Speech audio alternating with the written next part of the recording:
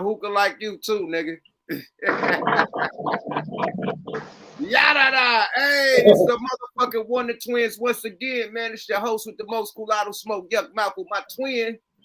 And it's Goose the Great, the best thing to happen to a woman, sister, straight and comb, and we are the Wonder Twins. Wonder Twins, and it's time to activate on you hating ass niggas, man. You hear me? Yada. Oh, man. You ready to activate, my brethren? Let's do it. Everybody in the chat, activate. You know how we do this shit. Activate. Yada. Man. Hey, man. We got some real deal Holyfield coming tonight, Dynamite. You hear me? Okay, let's go. Hold on. Mr. Skinny trying to activate too, man. We got Mr. Skinny coming on tonight, man. And shit, we gonna bring him in right now. But shout out to everybody in the chat tapping in, man. We see y'all tapping in from all over the world, man. The SID committee, the motherfucking nation.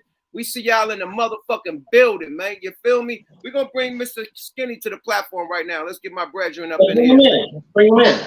Yo, what's good? Hey, it look like you ready to activate. Let's reactivate. Oh, man, I know where I'm at, man. Let's activate. Shit, time to drink. Yeah. Okay, here we go. Activate. Da. Skinny, you gotta toast the screen, nigga, and then activate. Yeah, bow. Toast the screen, bow. Activate. Yes, sir. Y'all about to get me fucked up. Skinny, what the fuck are you drinking on? Whiskey? I don't know if y'all got this shit out here, but this is ABK6 What cognac. the fuck is that? That's cognac? Yeah, it won the world's cognac award. It's on Hennessy's ass. Oh shit, I gotta check that out, man. Yeah, check that shit out. Hey man, what's up with your Playboy? Hey man, Yuck, man. I appreciate you and Gooch having me, man. Yo, big grew up. You know what I'm saying? Like you a year younger than me. I'll say that shit for when y'all come on my shit, but you know what I'm saying? Hey, bro, without 5 on it, the smoke too, hey, that shit vibe you out to a whole lot of shit, my nigga. Hey man, right back at you, man. Likewise, man. I've been doing a lot of research. Not even a lot. Before you even hit me up, you know what I mean? No Frank Ocean, nigga. I was on your line. No Frank Ocean, bro. Since you got down with Kwame Brown, you know what I mean? You had that nigga back. You know what I mean? Like no disrespect, like a motherfucking masseuse. That's what we say in the break, man. No Frank Ocean. No Frank Ocean, bro. Yeah. You had that nigga back. You know what I mean? When he was going through the shit with Matt Barnes and Stack 5 and everybody, you know. Gilbert. You know what I mean? Gilbert, you had both of them on the UAP, you know what I mean? On your platform, you know what I mean? Ironing shit out. The first to do it. The first to do it. Nobody says that. The first to do it. Yeah, and then you got Carcino trying to wiggle his ass up in, you know what I mean? Yeah, but I was the first to do it. No ESPN. No, I was the first to do it. No Stephen A.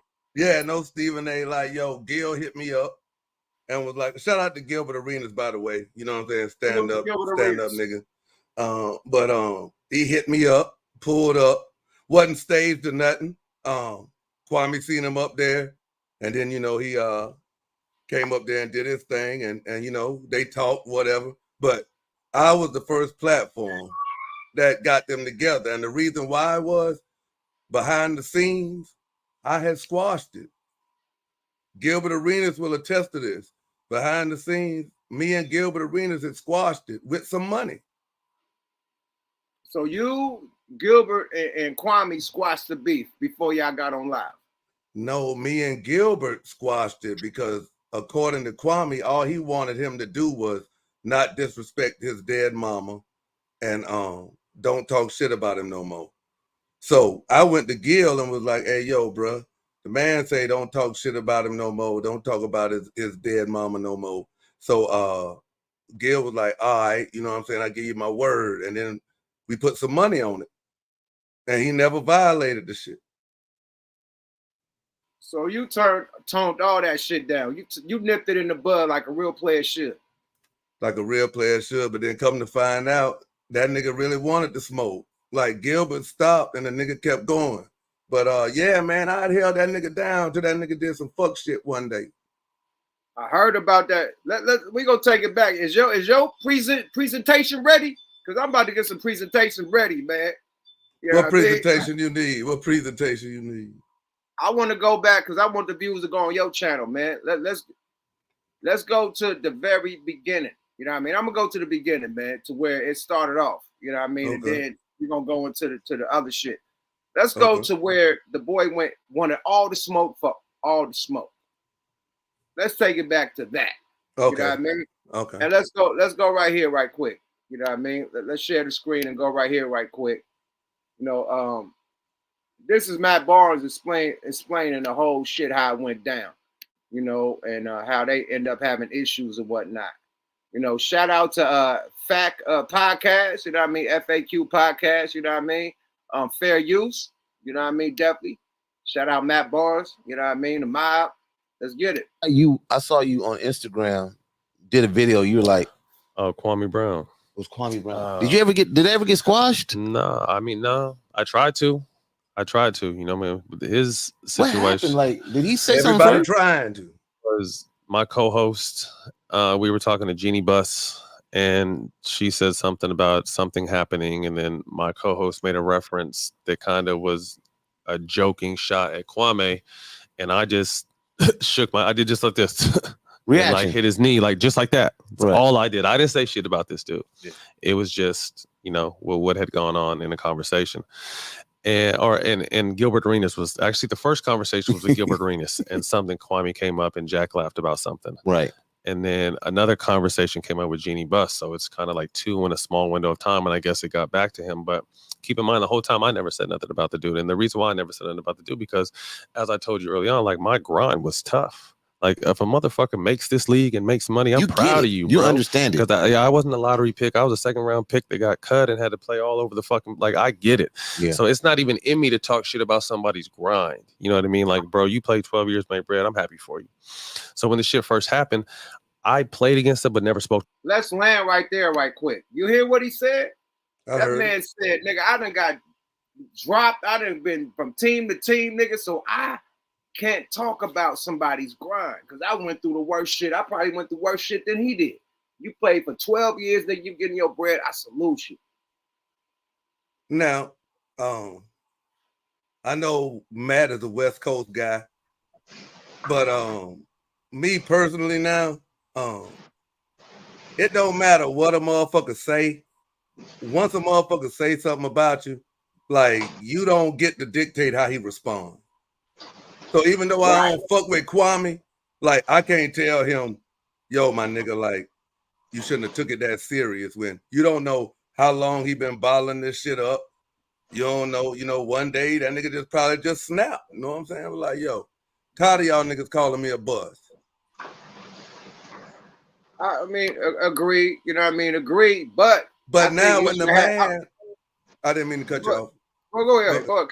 Continue. No, I was gonna say, but when the man reached out, then you know I feel like as men you should be able to reach out, and you know if it's gonna go left after that, then go ahead. But go ahead. I agree. I agree with you. Absolutely, I agree. But the thing is, Matt didn't do shit. I think this smoke should have been more towards Stack 5. But I think since Matt shit, his, you know what I mean, his personal shit was more public. You know what I mean? I think he went more towards Matt and started calling him with the Becky with the good hair and all that extra shit. It really felt like that was some racist shit. It felt like a nigga hating on the nigga that a light-skinned nigga with good hair. Sorry about that. And he a black nigga with bad hair. It sounded like that. Yeah, that was the way. But when I was speaking, look, we used to have this shit like when IG first started. It was the light-skinned versus black. Remember niggas was roasting each other. Team light-skinned. Yeah, it's the black skin. Yeah, team black skin, team light skin. So all the light skinned niggas was roasting the black niggas. It's like when I first started. And then all the black niggas roasting the light skinned niggas, calling them piss color. Like it was going down. It was some funk. And it sounded like he caught the ass into that and try to, you know what I mean? Oh, Becky with the good hair. Like that was a light skin versus black. Yeah, I can see that. But when I was speaking before, I didn't make myself clear. I was including Stack in it. I was including both of them in it, not just Matt. My bad. I was no. But I'm telling you. But he should have had more smoke than Stack. Let me land. Stack shit was not mentioned. Stack, the only thing was mentioned about Stack was having a fight and get ran over by a car and scraping up his lip. That's it. They got to pick concrete out his lips. That's it. As far as fucking Matt Barnes, that man went down damn near the family lineage. You feel me? Yeah. And went towards the kids, the baby mama, the ex-wife. Like, come on, bro. Yeah. And that nigga just tapped the nigga leg. It was really on Stack. So it seemed like to me from an outsider looking in, he had more of a problem with Matt than Stack. I don't know what happened back in the day. If Matt did the Kobe shit, throw the ball and make the nigga, I don't know what happened. If he was mad at when Matt did that to Kobe, he probably was playing for the team. I don't know. But it seemed like he got a lot of smoke from Matt. So let's let Matt continue and tell you exactly what it was. Because we just outsiders looking in. Hold on, I just stopped the screen. Boy, that's a high moment. Hold up, Big Swole Up. It's going to start right where it needs to start at, too. Let's activate again. Activate. Hold on. Yeah. Activate. One more time, man. Hold up. We're going to put this on the screen, and we're going to take this from the screen. All right, quick remove. Y'all ready to activate one more time? Yeah, time to drink. One more time, man. Let's get it going. Mr. Skinny is in the motherfucking building. Goose the Great. What's happening with it, Playboy?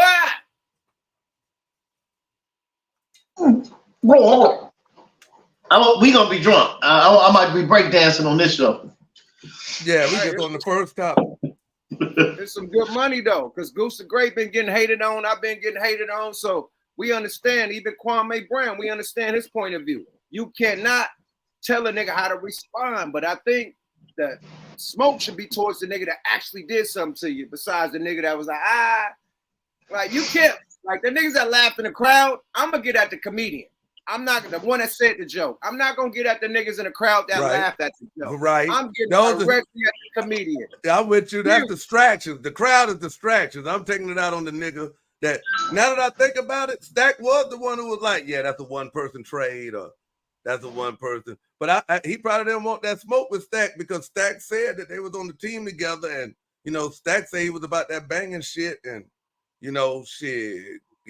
Kwame used to go to the club with him and shit, and he knew how he get down. So, see, so now it's Becky with the good hair and all that extra shit. You know what I mean? Yeah, so, he want to fight Gilbert and shit. He's 6'4". And want to fight Gilbert and Matt. don't want Stack. You know what I mean? Like, come on. But you know, crazy story, right? Stack ran up on that nigga in the airport after that. You lying? Stack ran up on that nigga in the airport on Kwame Brown. Everybody know I ain't lying. Kwame Brown said it himself. Stack seen the nigga, text the nigga, and said, yeah, I see you in the airport right there, man. And Kwame got the text the nigga back, and was like, one love.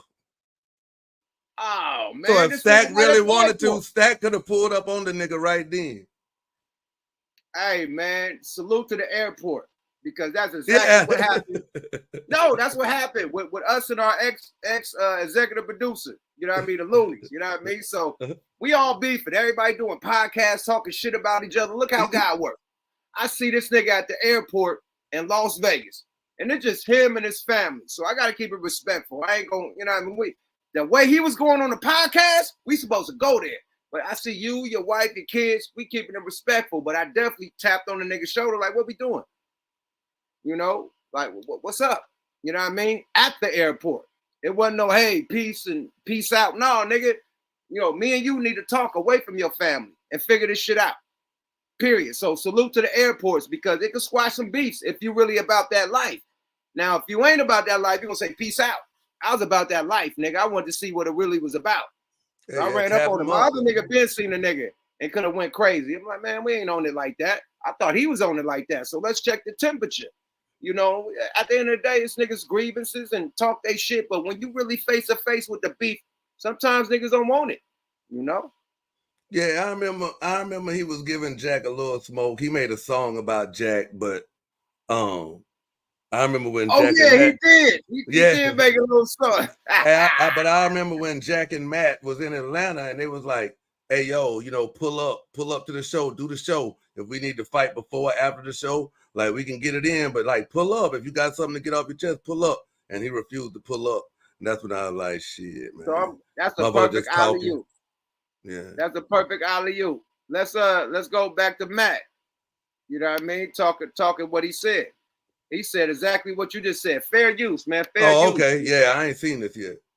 Yeah, fair use. To my life. So I hit him with a DM like right before shit starts to get, when he was talking just about Stack and Gilbert, like, hey bro, hit me up, let's talk, see what we can do. So this dude looks, you reached out of love. Yeah, just because I mean I'm 41 years old now, you know what I mean? And like I said, I just told you the way I look at people, so obviously it was a joke, but it wasn't handled well. But let's talk about it. Shit, come on the show and tell your story. That's what I'm thinking in my head. Dude looks at my DM and then the next day starts going in on me. Going in on me and personal shit, attacking my ex-wife and my situation and this and that. Personal. And I'm to the point where like I'm trying to be, I'm 41 years old. I'm not trying to fight no more. And so I'm to the point where I'm hopefully this dies down, because if this dude keeps talking shit, some shit's gonna happen. And he just keeps going and I'm not listening to it, but I'm seeing little edits and then my people are telling me what he's saying. So it just got to the point now where I felt like he was crossing lines, and Jack had just converted to Muslim, so he was trying to leave his shit behind. If he would have caught us like 5 years ago, it probably would have been real bad. Yeah. Real bad, because there was people that were ready to get on his head. Dang. On his head. So what I did when the shit you was talking about was I just like, bro, you keep talking this shit.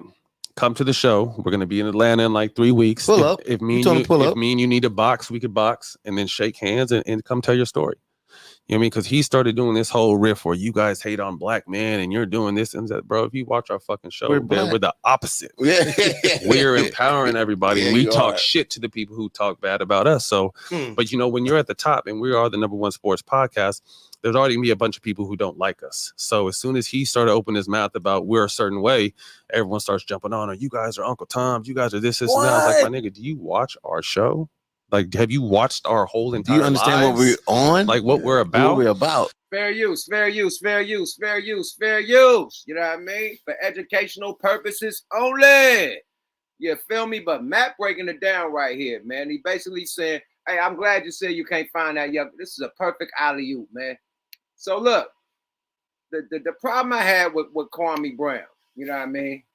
Because he slid me on the bus. He slid me under the bus, Mr. Skinny. That nigga like,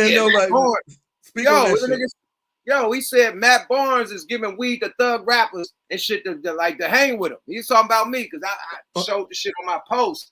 You know what I mean? I'm gonna focus this shit on me right quick. Let me do my one too. So yeah, the nigga went in on my post. You know what I mean? I had some shit. We was at the Rider Gang shit. Shout out Percy. So Matt Barnes, everybody, they golf and shit. So it's a golf tournament, Rider Gang, everybody got the old schools. It's a beautiful fucking event.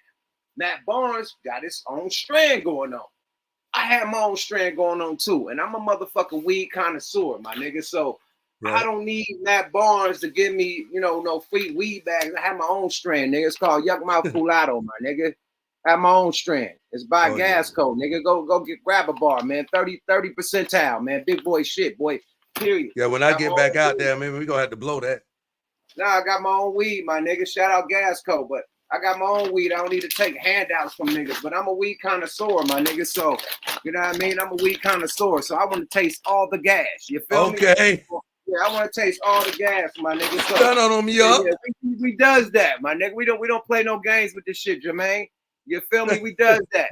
So when niggas talk about niggas trying to get free weed from niggas and giving out weed, nigga, I could have gave Matt Barnes a pound, nigga. I'm just trying to, I'm a connoisseur. Let me see what Matt Barnes got. It's supposed to be top shelf. Let me, smoke on that thing. Let me touch on the smell on that thing. No Frank Ocean. You feel me? So that's all it was. It wasn't like a nigga like trying to be in the hood or be down with somebody. Like, first of all, we ain't in the hood, nigga. We legendary rappers. You see all this platinum shit on the wall, nigga. I don't hang out in the hood no more, nigga. That shit is dead. Just like you don't hang out in the hood. Once you get your NBA contract and shit, you level up. You ain't on the hood no more, nigga. But I'm still from the hood. You dig? Just like you claim whatever part of where you from there. You bought some nigga that we gonna get into this month. We gonna get into this Skinny too. He bought some nigga that he thought was from his hood, right? And now he going bad on him. You feel me? So we from the hood. We got hood ties and shit, but still, quit making it look like niggas is trying to recruit thug niggas and all this shit. Matt Barnes is a real NBA all-star player, nigga. Same with you. Y'all both players. You know what I mean? Nobody could take that from y'all. Period. You can't take this from me too. All these plaques on the wall. Period. I'm not no suck ass, no thug nigga hanging on the block drinking 40 ounces and, you know what I mean, M-Dog, whatever the fuck it's called, nigga. I pop Clico, nigga. I'm in the VIP, nigga. I drive luxury cars, nigga. Period. Number fours, nigga. So don't put me like, oh, I'm just a thug and he had to weed the thugs. No, say industry niggas are boss niggas. You know what I mean? I didn't like how he threw me under the bus, nigga. I don't know you, Kwame. Nigga, if you got some problems with Matt Barnes, nigga, that's between y'all, nigga. You know what I mean? You act like a nigga's taking weed handouts, nigga. I can hand you some weed, nigga. Holla at me. You hear me? Enough of me, though. You have that shit known. You know what I mean? Because the nigga try to act like we bums, like we hanging out with Matt Barnes to get free weed. Like, you out your motherfucking mind. I could give Matt Barnes his own strand if he want to fuck with my people. Yeah, so like, come on, man. So that shit was bullshit to me. You know what I mean? When you getting at somebody, get at them. You ain't got to slide other people under the bus and don't act like you. Your brothers and them one the thug. Your father, the ultimate thug. Like, what the fuck? You act like you was born in like whoa, you ain't. I thought you was from the hood. I thought you speak for the hood people. I thought you speak for us, and then you trying to criticize, oh, you little thug niggas and get weed. Like, oh, your brother was a thug. Your father was a thug, nigga. Stop. But then when you see the result of his bullshit, you know what I'm saying? That's why I say, like, I ain't got no personal issue with Kwame Brown. Like, I call out the fuck shit that he do, and I keep it moving now. But the proof is in the pudding. Like, this nigga was averaging, bro, like 10,000 in his chat every time he went live. So niggas start bullshitting and shit. I'm telling the nigga, like, yo, bro, if you trying to maintain, like, fuck this YouTube shit, just keep fucking with Matt Barnes and them motherfucking them goddamn famous motherfuckers. You know what I'm saying? But he wanted to come down there and fuck with niggas, and then this motherfucker threw me under the bus. So let's get to that, bro, because you was hanging out with this nigga like, yeah, you had this man back like a masseuse, you know, Bay Area talk, no Frank Ocean. You really was down, you know what I mean? You was trying to teach him, you know, how to work his YouTube, the whole shit, monetize the whole shit. You was giving him the game. Along with what's the nigga name? Tommy Sotomayor, right? Tommy was before me. Okay, so Tommy was trying to help him and you was trying to help him. Then he went bad on Tommy and you. So well, Tommy had helped him. Tommy had helped him. And when he first went viral, you know, Tommy was reaching out to him, you know, like to help him, like, you know, like, don't go crazy on the shit. Like, yo, this here what you need to do. This is what you need to put in place. This is what you need to implement. And Kwame portrayed it as if Tommy wanted to be down on the Judge Joe Brown interview, but it was deeper than that. So Tommy just started calling him out. And then I came in, and then, you know, it was like me back and forth with Tommy and shit like that. Then he threw me under the bus. And then that's when, you know, like, everything started falling apart. The sneaker drive, my nigga. We got to get to the sneaker drive because you was there. This is when you first met him, right? When I first met that nigga, yeah. So was it a success or was it a horrible try? Like, what was it? Did the boy hit like from half court like Steph, or the nigga was short a couple feet? One thing, like anything that's concerning kids getting, you know, help that they wouldn't normally get, I'm not gonna hate on that. Now, like when I heard nobody showed up. Like, no, that's what I'm about to say. That's what I'm about to say. When I was there the first day, when I was there, from what I saw, nobody showed up. But it was the second day I heard it rained. They moved it to a gym and people showed up. But when I was there, nobody showed up. So I seen but the people that was there, you know. You was filming and they had stacks of shoes. Yeah, they was dropping them off, yeah. And it had old people taking pictures. I barely seen kids. I seen older. That's what I was about to say, man. We're gonna get to that though. Yeah, I seen older individuals taking pictures, and it wasn't no kids. You know what I mean? Period. So I mean, and then after that, there never was another one. Where's the second annual? Where's the third annual? It's been years, right? That shit over with. So what was we trying to prove? You took some money that you made off the Matt Barnes incident on YouTube and bought some shoes. Man, to be honest, man, knowing how full of shit that motherfucker is, bro, I don't even know what the fuck that nigga was trying to prove. I don't know if he just got too caught up into that we the people shit, or yo, you know, I'm about to give back because, you know, I was barefoot and walking and shit. I don't know what he was trying to prove. He got caught up. He got too caught up in the Flintstones. I think that nigga just got too caught up with, you know, the old women was like, yo, you the next Malcolm X and shit and all that shit. Yo, that ain't bullshit.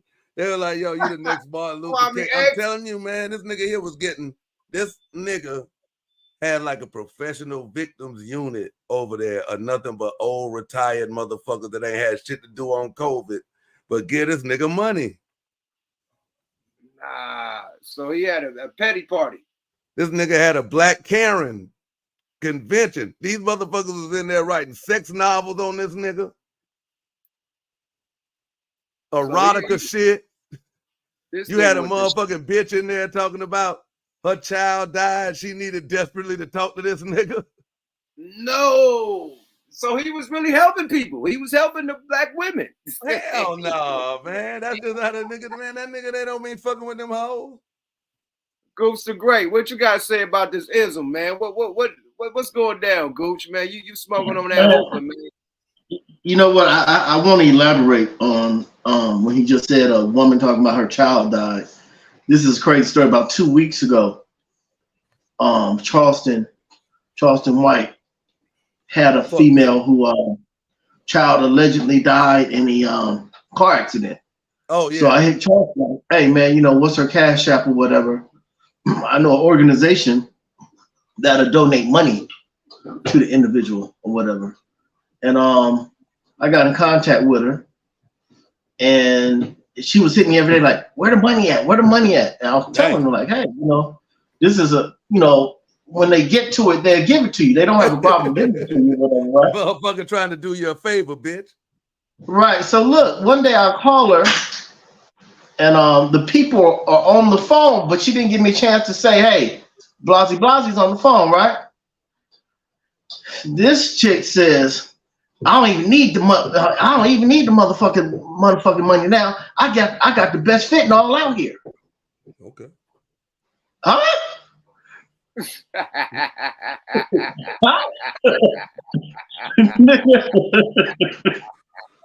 Be like, appreciate it, bitch. You know what I'm saying? Like, I call them motherfuckers and say, hey, yo. Man, I just remember holding the phone. I took it off my ear. I'm looking at it like, yeah, that's the right number. Ungrateful, I just thumbs up. I was so embarrassed.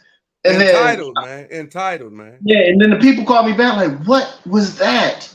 I said, I'm so sorry. And I bet that same motherfucker go on the internet and be like, yeah, that motherfucker Goose the Great, who on that show with Yuck Mouth and shit, say he was gonna send me some motherfucking money and shit. Fuck them motherfuckers. I ain't never got it.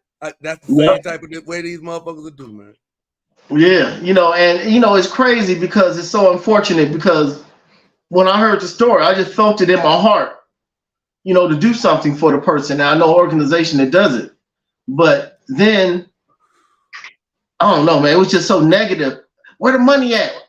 Now, and then I found out like the baby had been buried already, so it was just kind of weird. And then when she said that she had the best fitting all popping, I said, "Oh, okay." And I'm just kind of happy it didn't go through. But things like that happen. You should have put her ass in jail. Nah, you know what? Is karma take care of that. You know what I mean? Because you can't. Is it unfortunate you lost a child? Yeah, very. But to have that type of attitude when people are trying to help you, is ways of karma getting around to you some type of way, you know?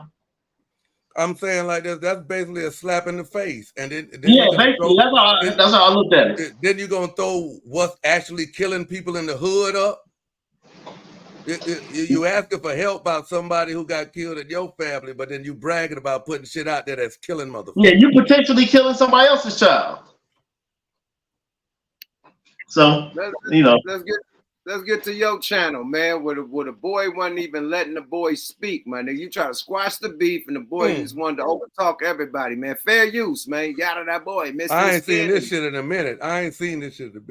This only just a little boo bop. They chopped this up one time, but hey, man, shout out to Mr. Skinny, man.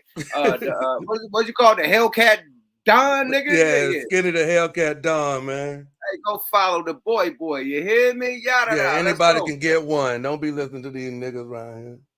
Let's go, my nigga. Good credit, gonna make it. Make it. Hey, pay your bills on time. Do you why? You probably have one of these motherfucking platinum motherfucking Amex cards, man, when you go to the lounge in the airport like I do. But hey, let's go, Turbo. Let's go. Why can't I talk the same amount of time you talk? I didn't know. You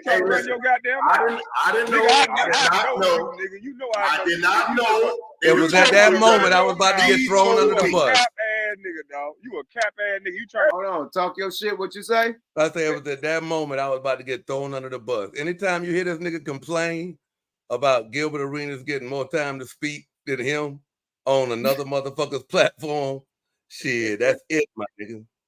It's you over. Got about 2 weeks left. Yep, you got about 2 weeks max. Bro, that was a spark. The word, it was like a same shit that happened to his homeboy. It's gonna lead up. I see what you putting down. I got you. Man, you better go do your literature, man. Get the homeboy. Get ear, load it, because you can share your screen too, man. Go, hey, man, stop sipping on that new ass cognac you got. Nigga, go on and tap in while I play this shit. Nigga, go on and log in right quick.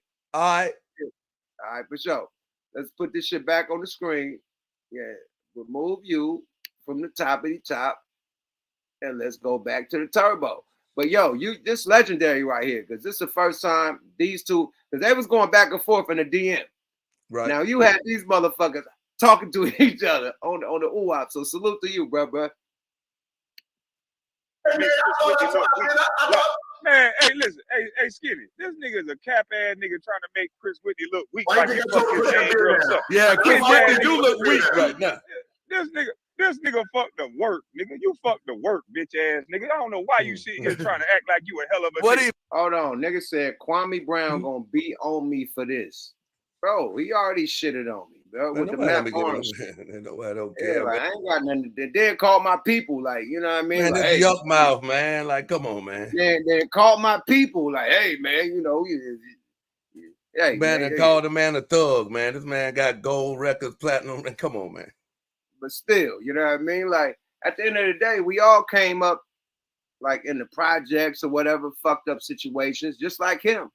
You know, he didn't have no shoes. That's why he had the shoe drive. You know what I mean? Because he didn't have no shoes. He thought, you know, other kids out there didn't have shoes, you know, when they playing basketball. He said he was playing barefooted, right? Like the Flintstones? Mm-hmm. Okay, cool. You playing barefooted? Let's get some kids some shoes, my nigga. Period. I used to sell hella dope. Period, my nigga. And for me to be selling raps as the new dope is a blessing from God, nigga, because I ain't got to put my life on the line. I ain't got to put my freedom on the line. And I ain't got to put nobody help on the line, nigga. I'm getting paid legal money, my nigga. Period. I'm putting niggas on. I employ people along with all these other rappers that's employing people from their neighborhood and taking niggas on their first trip overseas and niggas getting passports and shit. This is what the rap game did for me. You know what I mean? I ain't never been on an airplane until I got signed to a motherfucking Virgin Records, nigga, and start fucking city hopping and state hopping, nigga, from New York to LA, nigga, then start going overseas. Had to get a passport. Germany, Australia, nigga, from this rap shit. So, nigga, I love it, nigga. If you, hey, come on, man. It helped everybody, my nigga. Not just, you know, niggas, oh, you a thug, nigga. Hey, man, this shit saved my life, bro. Period. So I don't give a fuck what you got to say about me after that. Period. And I got my own weed. So what else you gonna say? You want something? That's definitely important. Period. But other than that, my nigga, stop it, bro. Straight up. Let's go back to the footage though. My bag, bro. That was a little soft rant. He fucked the special work. Man, this nigga fucked the club. That girl was in the club every other night. You bitch ass nigga trying to act like this. So I'm in the club. Is the truth coming out? That you talking about, nigga? All I'm saying is this. No, the way you talk about situations and keep running your mouth, you trying to act like you was some hell of a nigga. You sit back and you watch Chris Whitney with that girl. You waited to that girl. You waited till his wife caught that girl in the situation, and that's how you. He was married, nigga. I thought you said you was a good teammate, nigga. You supposed to know everything about your nigga. Nigga, we said right now, motherfucking what is wrong with? Come on, man. I got you go, man. I gotta get ready for this party. I appreciate both of y'all coming through. Lying-ass nigga, man. So, hey, before we get off, though, before we get off. Hey, Skinny, what kind of $100 million nigga brag about fucking the side bitch at the club? Gilbert said this nigga lame. He didn't know. Gilbert laughing. Man, this nigga lame as fuck, man. This nigga fucking side bitches acting like he got Hey. hell of a nigga. Nigga, shut your Hey, bitch can we ass get up, a truth, Gilbert? So you're not gonna talk about Kwame anymore? No, and he gonna let all that fake shit he mad about me go. We already. All right. Hey. Hey, look, Skinny, you hear how this nigga frame the situation? All this fake shit that I'm mad about, let it go. He got his hand out when I ain't say shit about this bitch ass. Well, This nigga want to be. This nigga want to be relevant so bad. Man, try to squash it, man. Birthday, you dumb motherfucker. man. No, I'm not shaking shit. just shut your bitch ass up, and it'll be done like that. Like nigga, any nigga that'll put their life on the line for me, fight for me. If they ask me to do something, nigga, it's done. I'm not doing that. Hey, Skinny, do Kwame Brown drink? Hell yeah. Okay, that sounds like a drunk rant. Yeah, that's a drunk. That's a drunk. It sounds like a little drunk rant. Oh, that nigga's a big drunk, man. Okay, see, yeah. Now we get it. Now when he go ape shit and calling people Becky with the head. But the man projects shit. He'll call everybody else a drunk. Like he'll call me a drunk. But like I'm sitting here talking to you and we all drinking and we activating and shit like that. We all in our house. You know what I'm saying? Right. Like we ain't hurting no motherfucking body. We ain't doing shit. If we pass out on this motherfucker right now, that should have just keep going until we wake up and shit. This nigga be driving and ranting drunk. Driving and ranting drunk. That ain't good money, my nigga. Right. That ain't good money. And then he wanted to call you like a weed head or something. And I heard he was smoking a weed with you. I seen some footage. Nah, the nigga said I tried to set him up and put a QP in his truck. When I was like, my nigga, we live at the same time. Like, my nigga, you got me fucked up. Like, people sitting there seeing you say, yo, go roll up in the truck, nigga, I'm coming. Nigga, so what the fuck I'm gonna take a QP down to motherfucking Atlanta for when, nigga, I'm not even really coming down there to fuck with you. You told me where you was at and to pull up. Like, nigga, I'm pulling up on Tommy Sotomayor. Right. Period. So I'm rolling with my 3.5 like I always travel with. If it's like a motherfucking day trip. Right. No, a smoker's amount. A user's amount. And this nigga used to always tell me, damn, my nigga, like, you got the best shit. You killing my motherfucker. So I'm like, I'm pulling up, nigga. Like, I'm pulling up like you say, a partner. That nigga was the first nigga. He was like, yo, that's my country cousin right there. I showed everybody that. First ever text message and shit. Then this motherfucking nigga talking about, oh shit, you need to quit telling motherfuckers you my cousin and shit. I'm like, nigga, you told him that. I was there. And that's when I knew he was a bitch ass nigga. And then that's when, you know, it got to the point. And you know, I said I was gonna piss on his mama's grave and shit like that. But we done got past that point now. The thing was the goddamn the suspect ass text, man. Yeah. You know what I mean? Yeah. The rainbow bright, you know what I mean? Yeah, the rainbow bright text. The rainbow bright text. The rainbow bright text, man. Like the Punky Brewster text.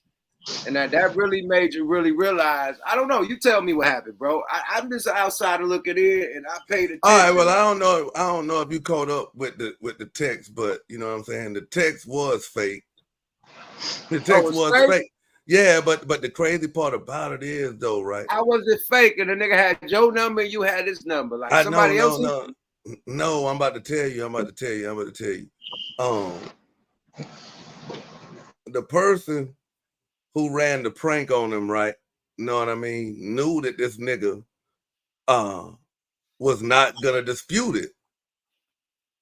And I was like, bro, you sure my nigga? You sure my nigga? And I'm like, man, I'm telling you, man, this motherfucking nigga is a bitch. Like, this nigga is not gonna dispute this shit, man. And I was like, all right. So he ran with it. But yeah, when I was in Jamaica, I let everybody know that it was fake. But I thought the nigga hit you with one of them improper texts. Now all of them, I'm saying like all the text messages wasn't fake, but I'm talking about like I'm talking about the one that damn proper shit. Yeah, proper real shit. one. That when the boy came at you out of pocket. Yeah, when the nigga was like, yeah, yo. and I was like, yo, chill, nigga. Talking about after we sent him the birthday money. I don't know what you gotta log us in, man. But I Yeah, know, that was on some bullshit. You know what I'm saying? That was on me, like trolling a nigga, fucking with him. And this motherfucker, instead of just showing the phone and being like, yeah, you know what I'm saying, that's some bullshit. This nigga went down to Kinko's and shit. So I was like, well, shit, nigga, if you ain't gonna motherfucking what you call it? If you ain't gonna motherfucking respond to it. Well, yeah, respond to the motherfucking shit. The shit, let the shit go. I'm gonna roll with it. Period. So yeah, you was trolling. You was yeah. trolling. So the only reason why I exposed it in the first place because like it was a bunch of shit going on, and I was like, shit, I'm not gonna get caught up when motherfuckers be like, oh man, that nigga skinny capping and shit, man, that was fucked up. This and that. Like, so yeah, I went ahead and exposed. So was it cap or was it real? Yeah, it was cap. Okay, coolio. Not the whole, not the whole. The suspect part was cap. Okay, cool.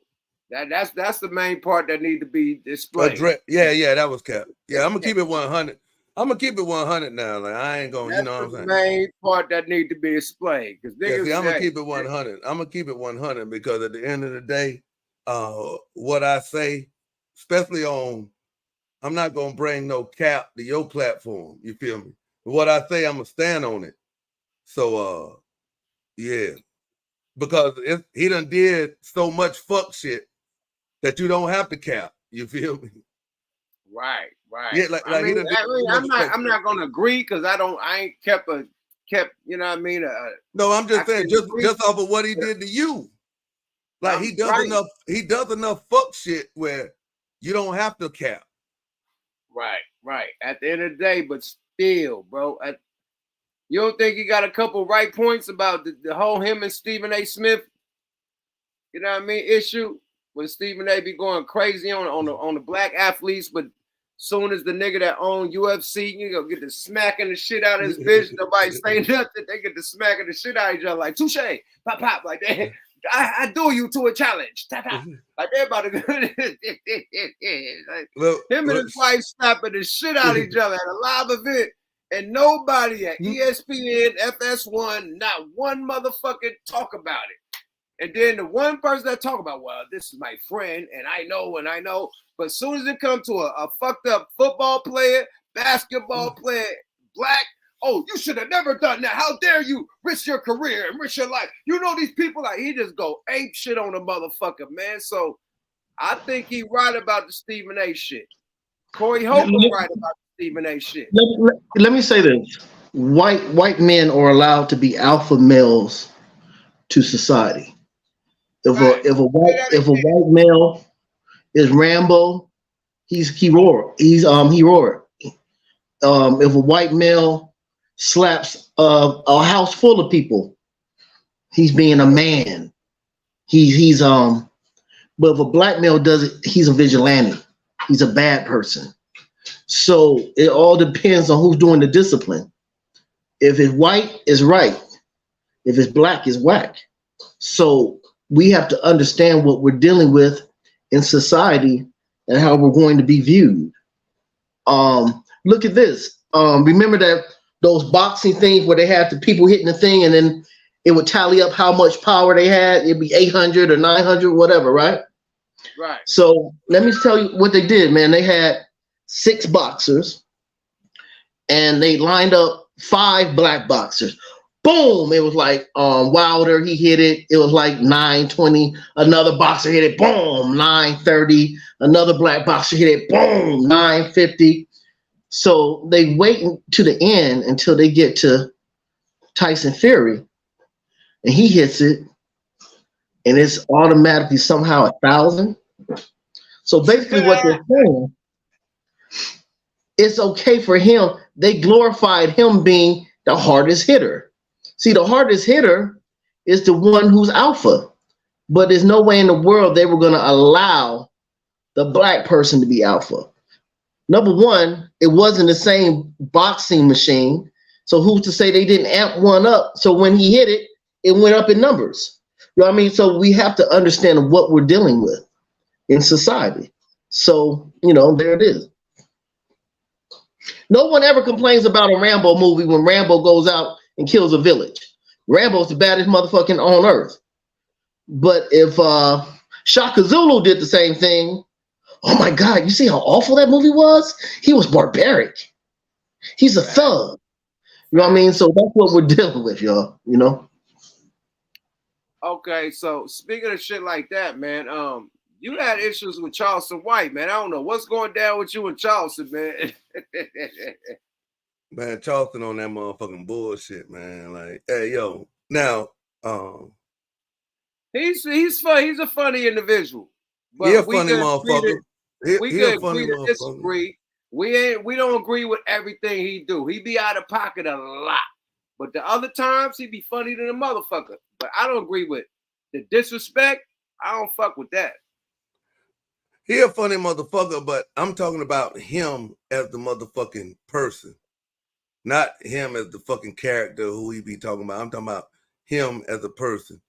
Who the fuck has, other than Dewberry, who the fuck is Charleston White not falling out with, including managers and all that shit? Hey, I mean, that man personal business. My thing is... No, I'm just saying in the public. I'm saying in the public that we've seen. Dewberry is still down with him. It's day ones. Well, what management did he have? I thought it was Dewberry or one of the niggas. He had Dr. O. He had another lady that was in charge of the she had like a beauty parlor down there. He done fell out with everybody else. What? Tony the Closer. He done fell out with all these individuals. Even though I agree with him halfway on the TK Kirkland shit. But I never did nothing to this motherfucker. And this motherfucker fell out with me because he got something against Tasha K and I don't. So from there on, the motherfucker shit, it was on. So but I already knew cause shit, I got motherfucking people in Fort Worth, Big Dog and them, who was already like, man, you know that motherfucker. So it was just like, you know, just roll with that nigga till it happened.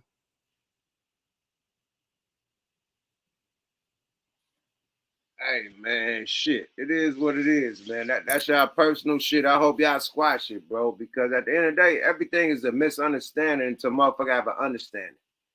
You know what I mean? Everything is a phone call away, man. You know what I mean? And that's what we do this podcast for, man, to really let niggas be able to hop on this motherfucker and squash their differences. If so.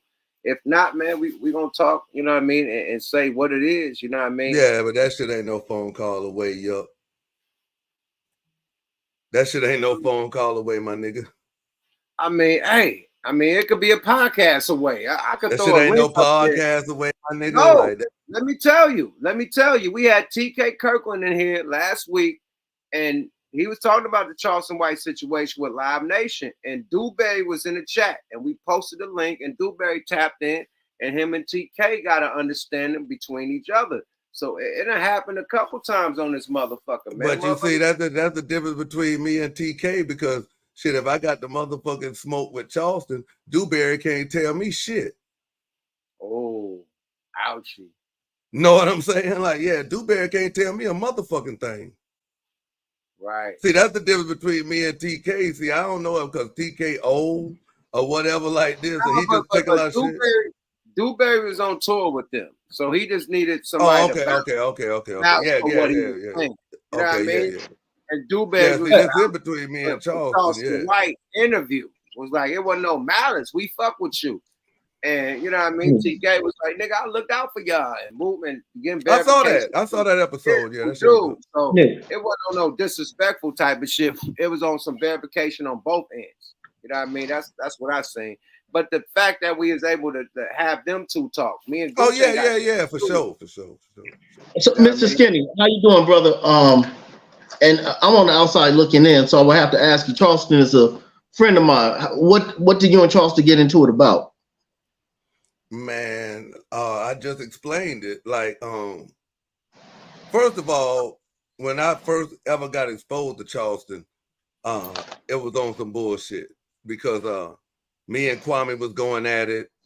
Kwame did an interview with Charleston and whatever they had on the back end. This here is from what Charleston told me later on, that him and Kwame had this agreement that he was gonna come at me and shit like that and either blow off him and shit like that. So me and Charleston was going at it. Niggas found out that I had Fort Worth ties and squashed it. I was fucking with the nigga. Interviewed the nigga when he came to Carolina. You know what I'm saying? It was love. His little birthday shit. I missed his actual birthday shit, but flew out, hung with the nigga, all that shit. You know what I'm saying? And then shit, motherfucking shit just went left over some shit I did with some motherfuckers that I met through him. And you know how like he be like, yo, we running plays. Nigga was running plays, and me and Tasha K was talking about it on Instagram. He don't like Tasha K, so then he comes to the internet, blows it up, talks shit about a friend of mine, lies on her. Some other shit he did. Oh, yeah, start doxing me, putting my phone number up, all that bullshit. So I was like, nigga, let's get it. So when I start hitting back, you know what I'm saying, like with real shit, you know, he like, yo, my nigga, like, I'm gonna take all your shit down and all that shit. Like, cause man, like, yuck, on some real shit, when I get turned up, man, I don't play, man. And see, I can go there. Like, them niggas can talk that shit about, oh yeah, you can't come to Fort Worth, you can't come to that. Nigga, yes, I can go. So all that shit they talking, like, just keep that shit internet, my nigga, because just like that fake shit you did at the motherfucking fight shit, like, I know you, my nigga. Like, I know how you moving around there. I know all this shit here is a facade. I know you broke. I know your motherfucking team broke, my nigga. Or else your ass wouldn't be sitting up there crying about $750 checks, nigga.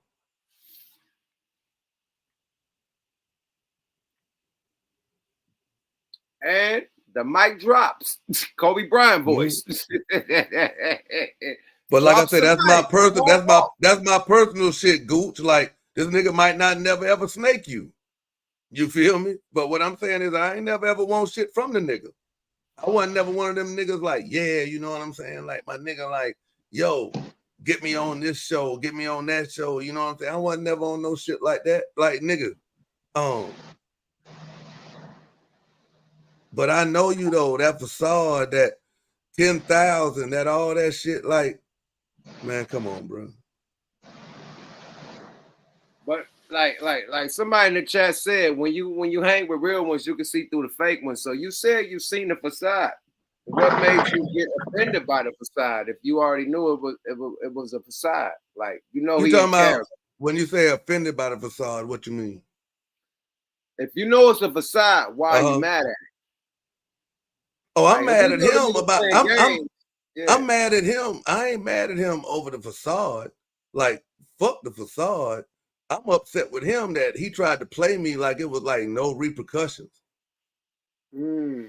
Yeah, like, fuck the facade. I'm like, my nigga, like, you trying to say that you don't want to be a part of some shit that, nigga, you was never a part of, my nigga. Like, if Yuck Mouth, if you tell me if I'm goddamn doing some shit and you say and I say, man, you want to be down with it, and you be like, I'm down with it, but when it comes time for you to be down with it, it ain't even reached that time yet, and you say, you know what, I'm out. You ain't gotta announce that shit. Just don't be fucking with it. It ain't like a nigga owe you no money, none of that shit. I agree. What's ever discussed at the round table should stay at the round table. Don't discuss business with nobody that ain't doing business with you. Period. And that's how I know, Yuck, man, these YouTube niggas ain't real, bro. These YouTube niggas, I ain't gonna say all of them, but I'm saying, like, it's so far and in between, man. It's so far and in between. Like, look at that shit that nigga running now.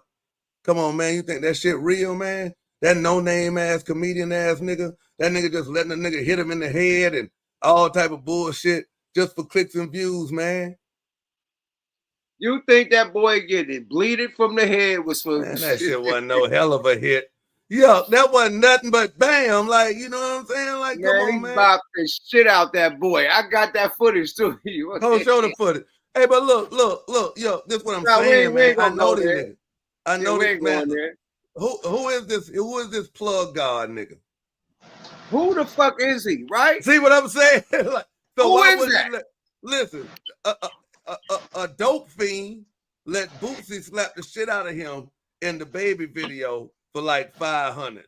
So like nobody knows this nigga. This nigga show up for a fight in some tight ass purple jumpsuits and shit. This motherfucking bitch ass nigga get fake mace because anybody knows, like, come on, Yuck, man.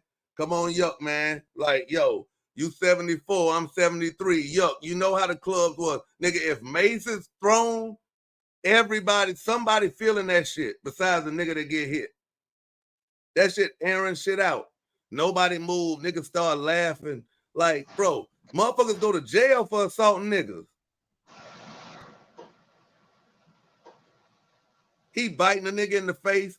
I got a video 3 months before that shit when he said he was gonna do that shit and told me don't post it.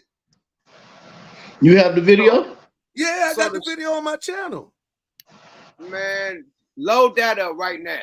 Let me load that shit up. See, that's the cap shit I'm talking about, man. Man, load that up. If you can load that up, this is right here, bro. Blockbuster news right now. This is Blockbuster news, man. That nigga be capping, man. Like, hold on, man. Man, we fell for the banana in the tailpipe. No Frank Ocean. Man, all this shit. Why you think motherfuckers kept canceling? Because they didn't want the motherfucking go on that script. I'm like, man, I'm not letting this nigga here. This nigga was never gonna fight, Yuck Mouth. It's against the law to sanction a blind man in a fight. It's against the law. Who the fuck is gonna take that liability if this nigga get killed in there? So it's against the law. All that shit was publicity. Like, yo, you come up in here and you know what I'm saying, you hype that shit. Like, look, hold on, let me pull my shit up. Look, and I swear right after that, that nigga said he got 20 bands to go to LA or some shit like that. Hey, man, you never know, Turbo. Any boxer that fights him. You ready for it? Yeah, let's go. Just put it in the shit and I'm gonna add it on the screen. All right, hold on. It's on. I don't see it. You gotta add it in I gotta add it on my shit. Okay. Yep, add it in the UWAP, and I can pull it up.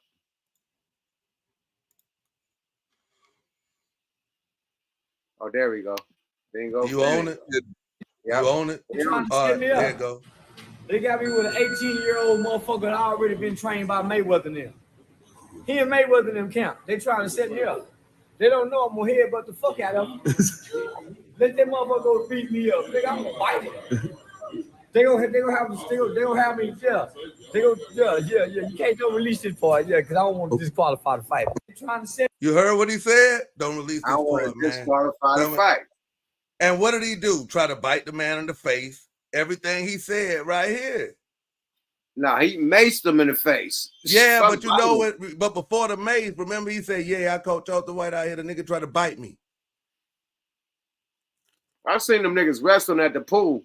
Yeah, he said the nigga tried to bite me, and this nigga kept saying, "I told you about trying to fight me outside the ring." Remember he was saying that shit.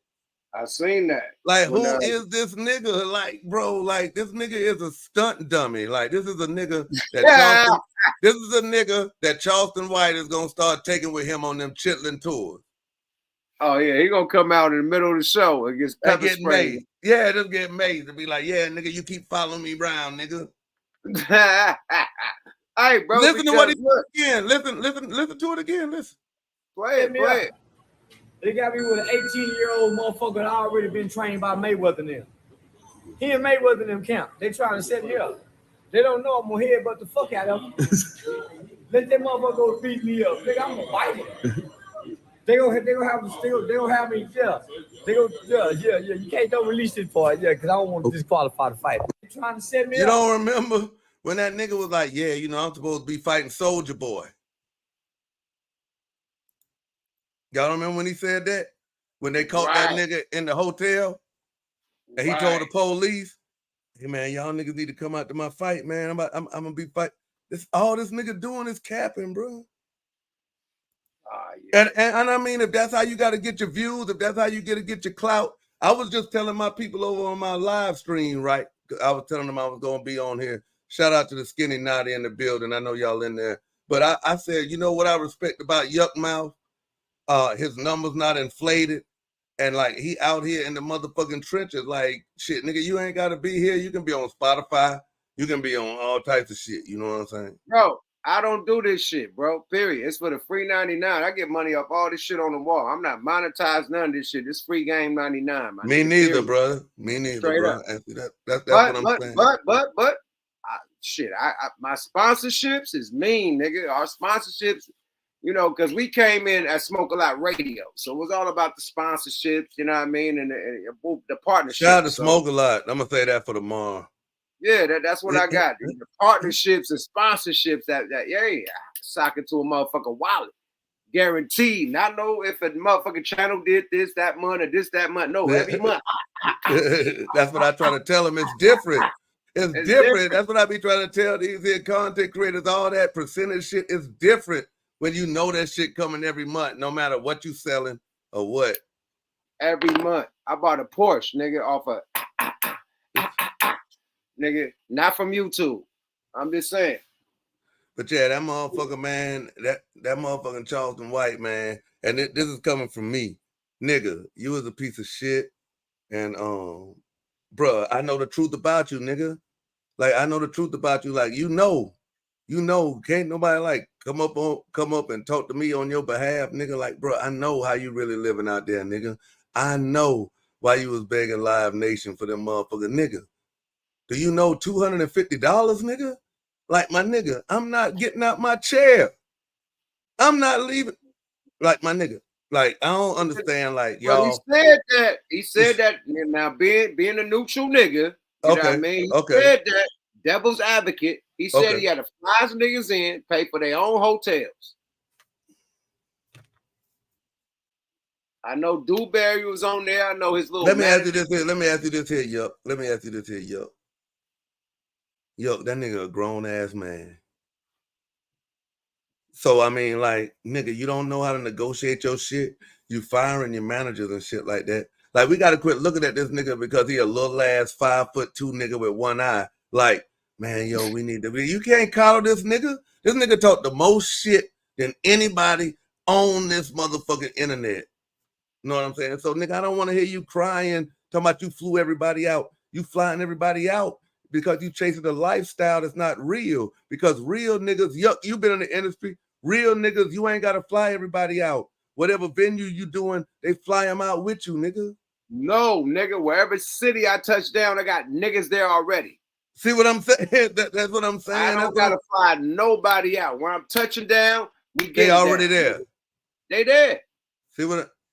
And that's what people don't understand, man. And I be just like, yo, people is actually really listening to this nigga. And I'm just saying, like, shit, nigga, I ain't going. Just like the Sauce Walker shit. That nigga sit up there and said he sprayed Sauce Walker and his whole crew. When the Sauce Walker was like, nigga, I wasn't even nowhere around that bitch. Yeah, I was already in the building. Yeah, like, come on, man. And like, Sauce Walker and them checked the nigga that challenge, you know what I mean? Yeah, like, they yo, DP'd that nigga. Yeah. They DP'd him. As they should. You fucking off our legacy and our name with the bullshit. You gotta catch one. Period. And the man admitted they wasn't there.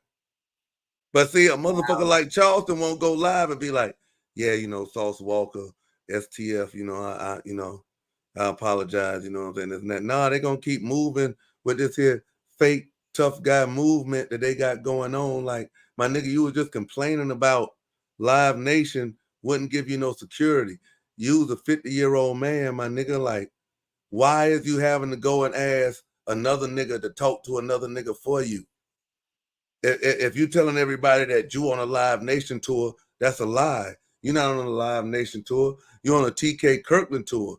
TK Kirkland is on the Live Nation tour. Now, even though a lot of shit TK Kirkland shared was some bullshit, fucked up shit that he wasn't funny, that nigga is a funny nigga. He's a funny nigga, just the motherfucking just be around and shit like that. And I've seen that nigga sell out shows. But at the end of the day, my nigga, like, both of y'all niggas ain't shit, bro. It don't take like 2 times for a motherfucker to snake me, man. Absolutely. The one time, nigga, we seen what it was, and it is what it is. Nip it in the bud. You shouldn't have to have a second or third time. But I think that TK, you know, let's bring it back to the center. I think TK was giving him an opportunity to do something besides, you know what I mean, the internet shit. And I think he knew that. But I think he knew that. And I think it was understood. Right. So whatever that was, you know what I mean, I think it was a big bro helping a little bro up in the game. You know what I mean? Period. Which people don't do. It's fend for your own, nigga. They hate these internet motherfuckers. Like the real, like let's go there. The real motherfucking comedians hate the DC Young Flies. Yeah, they do. They hate the Just Hilarious. All them internet motherfuckers, they hate the shit out of them. You know what I mean? They hate the Watts, nigga. They hate all them niggas. You yeah, they hate Funny Marco and them niggas. They hate all the internet niggas that's lit. Because they had a different come up, they had different struggles, and the motherfucker just post a live or post a TikTok. Now they on their level, you know what I mean? They think that they went through more shit, so that's why they hate. But like at the end of the day, if a nigga funny, they funny, and niggas is making more than just doing comedy skits. They're doing not comedy specials and comedy, you know, sets. They're doing skits in real life, mother. Like look at Country Wayne. He has a whole lifestyle on his skits. He got the lawyer, he got this one, he got that one, he got his nigga, the nigga with the grill, the lady in the city. He got the old lady. Yeah. He got the old lady. He got this shit is like a soap opera. He got the full nigga, the young and the restless. Yeah, shout out Country. You right though. They don't like them internet niggas. They don't like them internet niggas. But look at Country Wayne. Like you don't fuck his comedy, what he doing on the stage. His fucking life, his skits and the lifestyle skits. He's a multi-millionaire. He wouldn't just do a stand-up comedy. He wouldn't be a multi-millionaire. Them skits and that comedy shit he doing with his whole cast and them filming they doing, it became a lifestyle. Everybody tuning in like the Cosby Show, my nigga. Let me ask you this. No disrespect. But man, I didn't even know who TK Kirkland was until Vlad. Huh? Nah, hell nah, boy. You better. Nah, you bullshit. I'm gonna put you in the screen, man. Yeah. Hold on, man. Say that shit again. You don't know who TK Kirkland is. I didn't know who TK Kirkland was until Vlad, bro. Wow. How old is you, nigga? I'm with you, nigga. I'm 50. Do you know who Coogee Rap is? I'm 48. Do I know who is? Coogee Rap. Hell yeah. Okay. Hell yeah. Come on, man. Hold on. Have you ever seen Def Comedy Jam? Yeah. And you ain't never seen TK Kirkland? I mean, hey, TK, I ain't trying to disrespect you, but but everybody out of Def Comedy Jam. You ain't seen, hold on. I remember Bernie Mac, Chris Tucker, Chris Rock, you know what I'm saying? Like them type of, no, I don't remember TK, man. Chris Tucker wasn't bigger than now maybe it's because I'm from the South. Yeah, regions, when it comes to comedy, I don't even really believe it has any. I think they ruined it when it comes to hip hop. When you break it down in regions, if you have talent, you have talent. See, you don't hear R&B singers say this is down south R&B.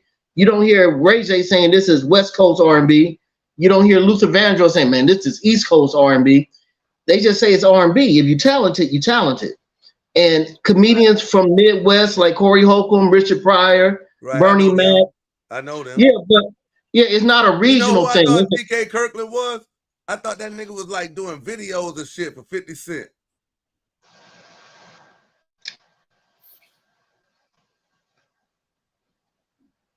So you thought he was a prop? No, I just thought that nigga was like a G Unit, like a nigga that was the funny nigga in G Unit or some shit. Bro, you ain't never seen that nigga on NWA shit. Have you ever seen NWA videos? Man, come on, man. Yo, man. Have you ever seen? I love it. Hey, yo, I am hip hop. Have you ever seen Express Yourself video? Hell yeah, nigga. I gotta go back to the box, nigga. Okay, look. So Express Yourself got TK Kirkland and it got Sir Jinx. Sir Jinx in that motherfucker like he MC Hammer. He breakdancing like a motherfucker. Yeah. With the gazelles on. Hammer, I am Hammer. We put in the mix. You got TK Kirkland in that motherfucker looking like another NWA nigga. He had the hat on. He had the Man, Express Yourself was a basic ass video in a studio with a jail cell with Dre. No, they went there. They was in the hood. I don't know what. Oh yeah, that was a scene when they was in the hood. Yeah, it was also a scene in the hood. Oh, no, they was like downtown. They was walking through the city, nigga. Remember, Express Yourself. I'm expressing with my full capabilities. Yeah. You getting straight out of Compton and respect, and now okay. Straight out of Compton, they was walking through the neighborhood. Yeah, they were like downtown LA or something. Walking through Okay. They sell clothes and shit in the alley. Oh, okay. You know who Phase on Love is, right? Hell yeah. Okay. No, what I'm saying with TK Kirk, I respect them. I ain't disrespecting it. I'm just saying, I don't know him. Like when motherfuckers was trying to say, like when I was listening to him say, nigga, I sell out shows. I'm like, nigga, I used to be on the comedy club scene when niggas was coming, like, niggas wasn't hyping you down here like that. It's not a comedian that's hot that wouldn't respect TK Kirkland. I beg to differ, man. Name one. I haven't never even heard nobody like just be like, yo, that nigga TK Kirkland is like, okay, let's do this. Name your top 3 comedians right now. Ever? Well, not, just say right now. Right now, shit. Right now, it would probably be like Earthquake. Can I still say Dave Chappelle still doing it, right? Yes, sir. Yeah, you can say Dave Chappelle. Oh yeah, well, come on, man. It'll be Dave Chappelle. Stand-up comedians, it'll be Dave Chappelle, Chris Rock, and Kevin Hart. And they will all say TK a bad motherfucker. I doubt it. Really? Are you serious? They'll probably say that Hollywood talk because they'll be like, no. Tell me a TK Kirkland joke. Tell me a TK Kirkland joke. Who raised you? Huh? Who raised you? Yeah. Okay, I know that. Who raised you? Everybody knows that. Across the world. Well, give me another one. I mean, he has all his stuff. Okay, TK. Okay, he's a comedian. He's a comedian's comedian. Like Patrice O'Neal was a comedian's comedian. Corey Holcomb is a comedian's comedian. Yo, Corey Holcomb is not only a comedian's comedian. Corey Holcomb is a fucking dope ass comedian. Kirkland is in that same. No, fuck no. You can't even tell me a second joke. Serious? You can't even tell me a second joke. I could tell you that. I could tell you all his jokes. Give me a second joke from TK. But then again, I'm really into comedy. I mean, I am too. I'm just not into. Okay. I'm gonna tell you what I'm not into, Gooch, and you probably not really into it that much either. Like the internet aspect of it. I'm not into the internet comics like that, like Fat Boy and Funny Marco and those guys. They funny on the internet, you know what I'm saying? But I'm talking about like real comedy. Yeah, man, I'm into that. Bernie Mac, Cedric the Entertainer. Like, bro, hey, listen, you might look at me crazy, but I don't even like DL Hughley. Ah, hell nah, bro. What the fuck? What fucking cognac you drinking tonight? I don't like that nigga stand up, but I like that nigga in his fucking sitcom. Man, every stand up with DL Hughley on Netflix is dope as shit. I haven't even watched it. See, because you got a personal problem. No, just say you have personal problems against nigga. I don't have no personal problem against DL. I don't like him personally. Like, I like the show that he had with Gina. What was the show he had with Gina from Martin? I used to like that shit. Martin? No, DL Hughley had a little sitcom with Tisha Campbell. When they was in a hotel. No, they had like a little family. They had like little. That was Damon Williams, man. No. You right. No, that was Damon Wayans. You right. What was DL Hughley's one?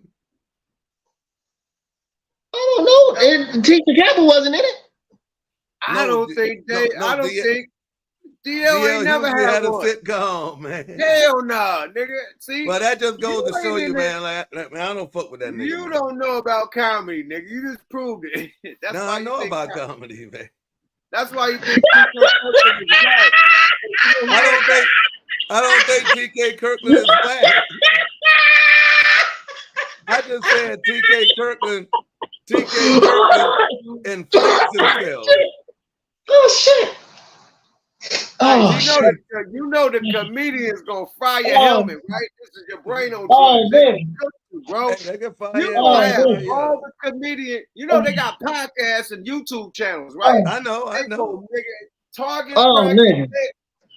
It's Corey Hope. Hold on. Let's take a toast. So let's take another toast so he can blame it on alcohol. Let's do it one more time. Come on. Let me get it. Let me get it. Because I'm gonna show you that this nigga here had a sitcom. Oh God.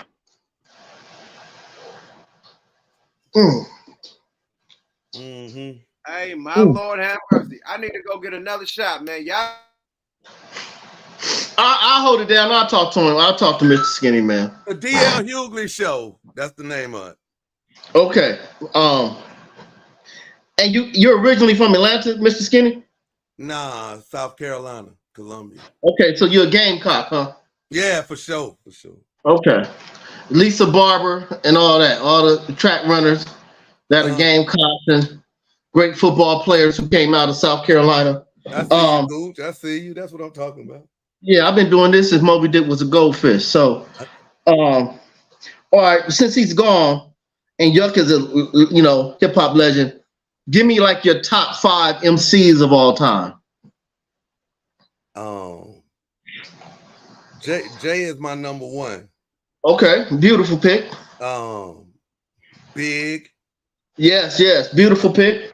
When we talking about MCs, we talking about just straight lyrics, just lyrics, no gimmicks, just straight spitting that shit. Yeah. Okay, well then that's easy. Jay. Yeah. Big. Yes. KRS-One. Yes. Ice Cube. Okay. You got one more. Nas. Okay, that's good. Okay, we can do that. I can smoke a bag of that. Now you get back on track. See, now I see now you got to drink like every 5 minutes for your senses. It just got to be clear because, I know I always got to speak from where I'm speaking. When I'm speaking, it ain't from no hate. I'm not saying that DL Hughley is trash. I'm not saying that he's this and that. Only thing I'm saying about DL Hughley is I don't fuck with him. He probably got millions of motherfuckers that do fuck with him. I don't feel like he was a king of comedy at that time. I don't, I agree with Steve Harvey, said the Entertainer, and Bernie Mac. Okay, do you think Steve Harvey funnier than DL Hughley? Yes. Oh, you out your motherfucking mind. Come on, man. Yeah. Oh, my Lord. Steve a bad motherfucker, man. What? When? Y'all thinking about this new Steve. I'm talking about. No, nigga, I'm talking about this day one. No. Let's go back to Def Comedy Jam Steve. He became the Mike Tyson joke was funny. No, Def Comedy Jam. Talking about when the man was talking about the Mike Tyson with his eye, talking about Mitch Green is stupid. Mitch Green ran his motherfucking mouth, and Mike Tyson hit me in my eye. Yeah, that shit was funny. That's legendary. Legendary. But nowadays, that nigga divorced. letting this bitch get pounded by the bodyguard, nigga. Well, let me ask you this. What's the pimp nigga name? What's the ex-pimp nigga name? Boo something, nigga. Let me ask y'all this. Y'all think DL funnier? Y'all think DL funnier than Cat Williams? Hell nah. Okay. No. Yeah, we ain't gonna do all that. No. You think We ain't DL doing all funnier that. than y'all think DL funnier than Sid, the entertainer? Hell no. Ty. I'll say Ty. That's a tie. You think he funnier than Bernie That's a Mac? tie. That's God a bless the tie. dead. No, nigga, Bernie Mac is. Come on, man. That's never level. You think he was funnier than Robin Harris? No, God bless the dead. Him and Cedric the Entertainer. That's a tie. Like Yeah. if you ask me my favorite comedians, top 5, my favorite comedians, top 5 All time. it would be Richard Pryor, Okay. Red Fox, Okay. Eddie Murphy, Okay. Dave Chappelle. Okay. You got one more. He cooking with grease. Um, He cooking. He can fuck this last one up though. If he say who I think he about to say. no, I'm talking He about cook with grease, but he can throw water and hot grease with his last fit. No, all time. Let me see. I would have to say with the 5th pick, Bernie Mac. Yeah, say Okay, that's a legitimate 5. That's a legitimate 5. Yeah, Richard Pryor was like number 1. He said first. He said Richard Pryor number 1. Okay. Bernie Mac. Hey, that's solidified with me, my nigga. I was ready for you to say Red Fox, but nobody really got into the. No, I said Red Fox. He said Red Fox. Oh man, fuck that. He got the legendary. He got the best 5 ever in comedian shit. Period. Come on, man. Now here's the funny thing. Out of all those 5, all the motherfuckers would say TK's a funny motherfucker. Man, I think Red Fox will call that nigga a big dummy. No.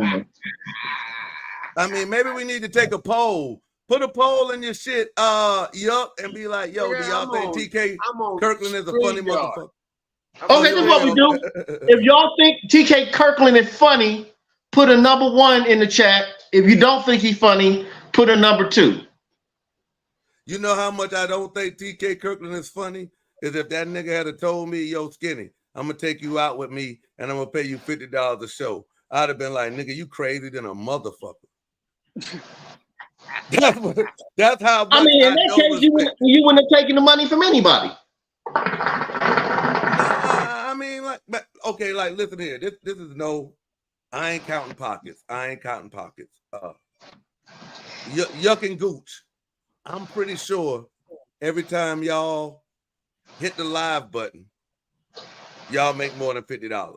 I'm pretty sure of that. You know, we don't make any money. We're not monetized. No.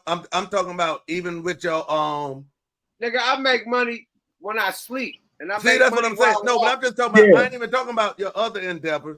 I'm just talking about your YouTube shit. Like, I'm not monetized. We're not monetized. No, you're not monetized, but you got your Cash App up there. You know what I'm saying? No, and we got sponsors. So and you got sponsors. Yes. That's what I'm saying. I know your sponsors. If you break down 30 days of your show, your sponsors pay you more than $50 a show. Oh, absolutely. So why in the fuck? See, that's what I'm saying. The playing fields have now shrunken. Why do I have to sit there and say, yo, TK Kirkland, take me on the motherfucking road away from my people that's already looking out for me? For what? Okay, okay. Me and Yuck can break that down for you because we both been artists first signed to a label. We used to go on things called promotional tours where we didn't get a Chuck E. Cheese token, but it was a way for us to get out, get exposure, to come on before a top act so people can see us, hear our songs, see our mannerisms, see how we performed on stage, and then the big dog come out. And we did that for absolutely free. But guess what? Y'all didn't go into it thinking that y'all was going to get nothing. Y'all went into it exactly for what it is. We going on here for promotion. We going to tear this shit up. Motherfuckers going to fuck with us. And then, you know what I'm saying? Then next time, niggas got to pay. Right. And even Charleston said, he said, fuck it, I'm going to go into it so I can show my talents and it could grow from there. That's why he wasn't really tripping on the money, but he was tripping on the money. Charleston's exact words was, they fucking me. So I'm going to take the fucking so I can goddamn learn what the fuck going on. But my nigga, if that's the motherfucking case, let's keep it a buck. If you willing to motherfucker take the fucking, then nigga, just walk away. Why is you on the internet Mr. Skinny, let's keep it a buck. I'm gonna tell you this, man, and y'all can put this on your refrigerator. When it comes to this entertainment bit of business, you gonna get fucked. You just gotta find the company with the smallest dick. Hey, listen. My thing is this: if you say no out Frank your mouth, Ocean. Oh, hold on, no Frank Ocean. What the fuck? Go ahead. but what I'm saying is, if you say out your mouth that you know you're gonna get fucked, no Frank Ocean. If you say, I know I'm about to get fucked before this shit even kick off, when you feel like you getting fucked, why don't you just be like, yo, man, you know, I just left. No Frank Ocean. No God Frank damn. Ocean. You said that like 8 times. Yeah. Yo, like when you feel like that and you dip, why are you like, yo, man, yo, these motherfuckers feel like the did business me in. ain't right. It's other ways to word it. Right. The business ain't too cool, man. When the business ain't on deck. Yeah, Like, if the business ain't on deck, why don't you just leave and don't be like, yo, I left Live Nation. TK Kirkland tried to play on me. Every time he talks shit, it's always somebody trying to play on him, like the boxing shit. Now, nigga, you knew 3 months ago you wasn't gonna fight. But that's speculation. We don't know if he really wasn't gonna fight. Ask any boxing commission, can a blind man fight?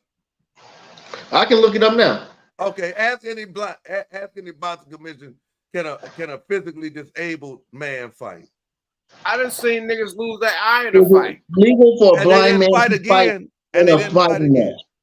I done seen a nigga lose their eye in a fight, and the rounds had to stop him from fighting. It wasn't a nigga to say, "Hey, your eye is out of there, nigga," and they stopped the But fight. they never fought again either. Because the nigga took the belt. Why did I took your eye in the belt, nigga? But nobody is gonna sanction a blind. Nobody's gonna sanction a handicapped fighter. Nigga, hold on. Here it is. Hold on. I got him. Earl Spence been blind since the crash, nigga. Why the fuck out of here? They said this Earl Spence got 4 could belts. see. Hold on, he got 4 belts, nigga. He done had an eye surgery, nigga. Like, come on, my nigga. Like, if anybody can't fight with a fucked up eye, it's Earl Spence. Hold on. Here's the rule. Huh? A partially blind person can fight in a contact fight. They are not allowed to fight in a fight which has weapons in it. So just say a nigga had nunchucks or a sword or something like that. They can't fight in that. But as long as he has one legal eye that can see, he is allowed to fight. So he couldn't be a Ninja Turtle. He couldn't be Donatello. None of that no, shit. Hell no. Angelo, no. None of that shit with the nunchucks, nigga. Yeah. So just hands, he can fight. Huh? So just hands, he can fight. Yeah. It's a what combat sport can be practiced by a disabled person? Okay. What contact sport can be practiced by a disabled person? Boxing. wheelchair derbies. Sports for individuals with physical disabilities are. Shit, I'm down there blind. You see how I'm squinting? Don't sweat it, goose. See and eye disabilities. Who can see the goddamn? Nigga, they'll let Stevie Wonder fight for the bag. Oh, for the bag? Who can play the piano blind? Yeah.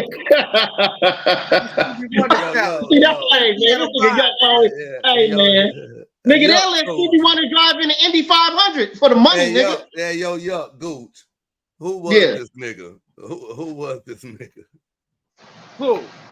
Who he was supposed to fight? Like, Charleston, fight me then. If them motherfuckers are section that shit. Who was that nigga? Dewberry, fight me. One of y'all niggas fight me. Them niggas ain't gonna call me. You know why? Because they know.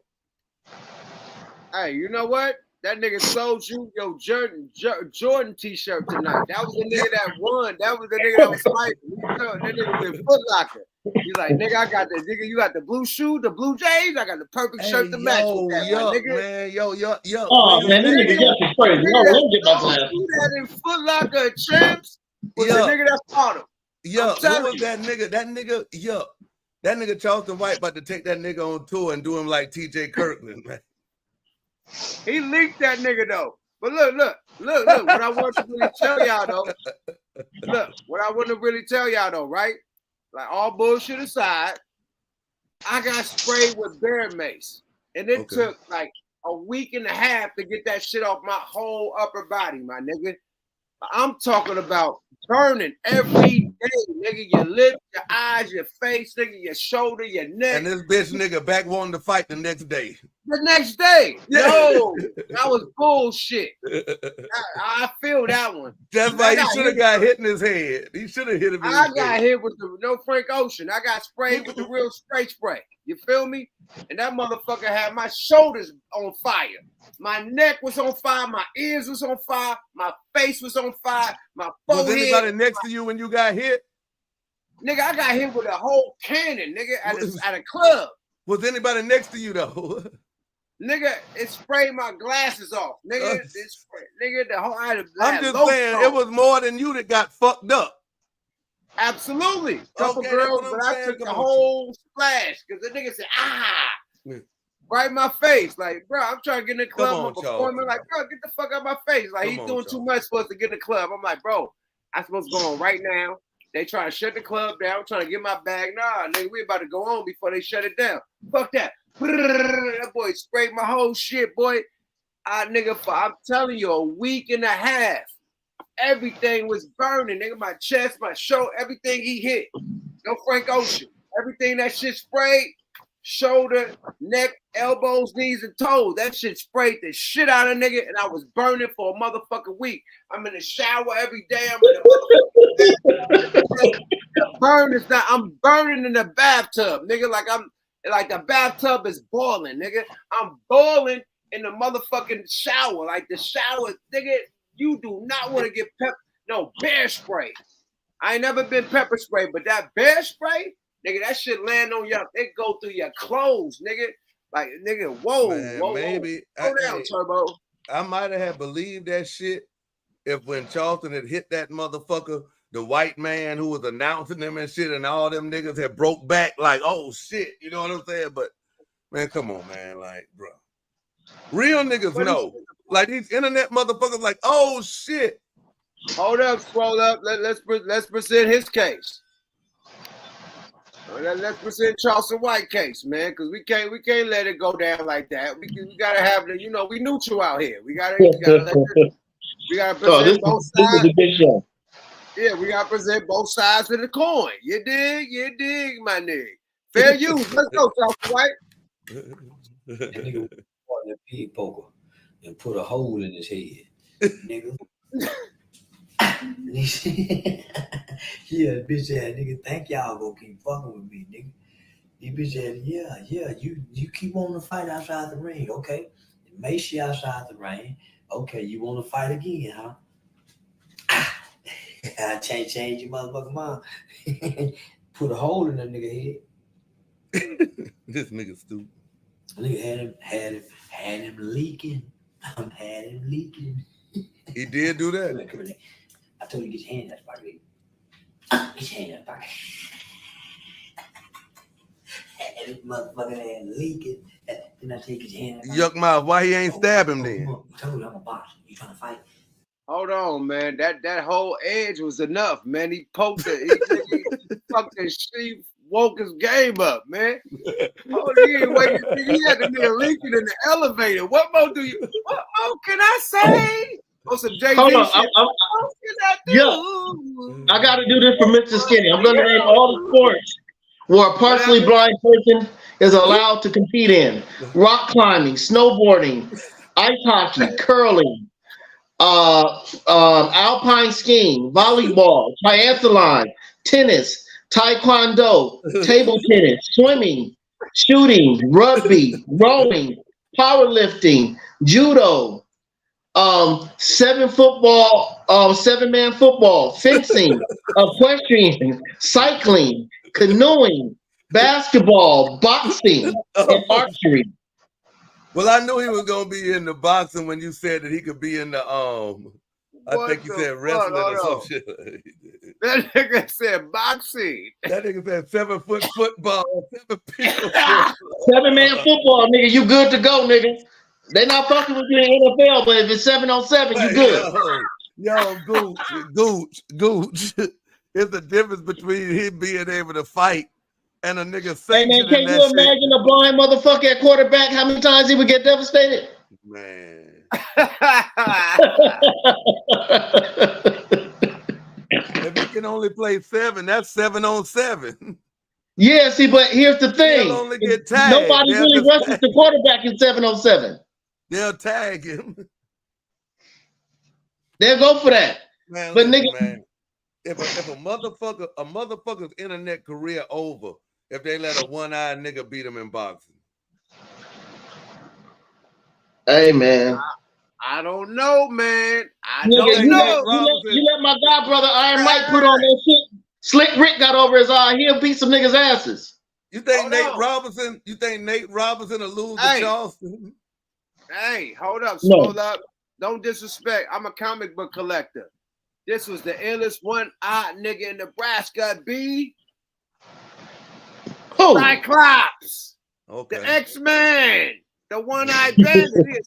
Zap the shit out of your ass, boy. Stop playing with the one-eyed nigga that can zap you, boy. Look at that nigga, how he hold that thing. I zap the shit out you, boy. Don't make me touch the side of my shit and zap you, boy. I'm just letting y'all know. It's some real one-eyed niggas that was stealing shit. Yeah, but that nigga Charleston White ain't fucking with that nigga. Hey, man, I'll never forget. He ain't this nigga. He ain't the X-Men. He ain't the Hey, this nigga Charleston White. Hey, come on, man. Come on, man. We gotta throw some jokes in there. Hey, yo, Goose. Hey, Goose. If you going to look for a nigga, you gonna let this motherfucking nigga be like, are you gonna go in that nigga mouth? Hey, all bullshit aside, I remember my daughter. She was young, and she was like, "Daddy, how TLC gonna go on tour without Left Eye?" Right? I was like, the same way Fetty Wap does. Right. He don't have a left eye, and TLC don't have a left eye. Oh, ouchie. Oh, man, this nigga funnier than Charleston White. I'm fucking with you. I'm fucking with you. Oh, my Lord. Man, listen. Oh, my Lord. I ain't shit in the flies, know it. Hey, the king of the one-liners. Goose the motherfucking great, bro. Man, let me tell you something, man. Hey, let me tell you something, Gooch. What up? This ain't like when you and Yuck was coming up, man. Hey, these YouTube niggas ain't shit. These YouTube niggas will sit up here and put some shit out there and know it's fake as a motherfucker. And just keep that shit going. I'm telling you, I seen it. I done witnessed it. I done been part of the shit. All that shit. You know what I'm saying? Now that nigga Gene Deal, he probably about, you know what I'm saying? But him and that nigga Reggie Wright, like I done talked to both of them niggas. I done interviewed both of them niggas. Like I asked that nigga Reggie Wright about what's Buddy who now saying that he could get tried for the Tupac murder. What's Buddy name, man? KPD, yeah. KPD. I've been talking to them niggas about that. They were like, yo, man, that nigga KPD ain't did shit. And now, you know, all of a sudden, KPD talking about he want that body. Allegedly. Yeah, Look. Service announcement. This is not Vlad TV or Adam 13. We don't expose niggas, you know, criminal activity. But however you want to land my man. But I really want to say this though. I'm saying Yuck Mouth. As far as your platform with the radio and the Wonder Twins and this like that, I really don't think you get the credit you deserve. Like outside of Vlad and Adam 22, like shit, where else you gonna go but here? Oh man, hey, it's huge, man. Thank you, man. I appreciate that. And you absolutely thank you, man. That means a lot, brother. You're absolutely right. But then at the end of the day, everybody think that white is right. You know what I mean? That's why they go to the Adam 13 and they go to the Vlad, you know what I mean? Inflated clout. Vlad first 48. So they go to Vlad first 48 and Adam 13. You know what I mean? Because it seemed, you know, they want to give their whole story. Like when they first ever start doing anything, like, hey, the first time I ever got put on and did it's like a nigga in a documentary. But when they come around they black podcasts, it's like, man. You know what I mean? So you get the shoulder shrug, and I think that niggas done turned to bitches. You know, and the bitches done turned to niggas. That's why the female rappers is running this shit right now, and the niggas is wearing man purses and going on other niggas' podcasts and incriminating themselves and getting RICO acts and going to black podcasts and act like they can't talk. Sorry about that. Yeah, here's the funny part, man. If Vlad asked a dude, hey man, you know, when's the first time you shot somebody? They be like, Vlad, man, I remember, nigga, me and my homeboy smoking Sherm. It was June 17th, like 2012 or something like that. And I told the homie, hey, there them niggas go right there. And nigga, we rolled up on them, nigga, we rolled the wheel down, boom. Now, me and you were to ask them the same question. They were like, hey, homie, why you asking me questions like that, homie? You the police? Yeah, you know what I mean? So, Facts. So, I don't know if white is right or they just go over there. I don't know. Let me ask y'all this. Do y'all think this here, this new little Boosie fiasco, y'all think that's staged? No, you better play your motherfucking screen, bro. Cause I just watched your ass break down. No Frank Ocean. I just watched your recap.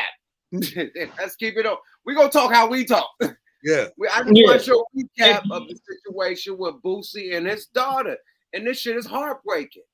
This shit is heartbreaking. You want to share your screen? Let me go ahead and share it. I don't even, you know what? It's gonna take so long, bro. Okay, I'll do it. All right. You got to. We're gonna talk about it until you share your screen. All right. Period. But it has to be done because at the end of the day, we all got children. Right. Gooch, you got kids, Gooch?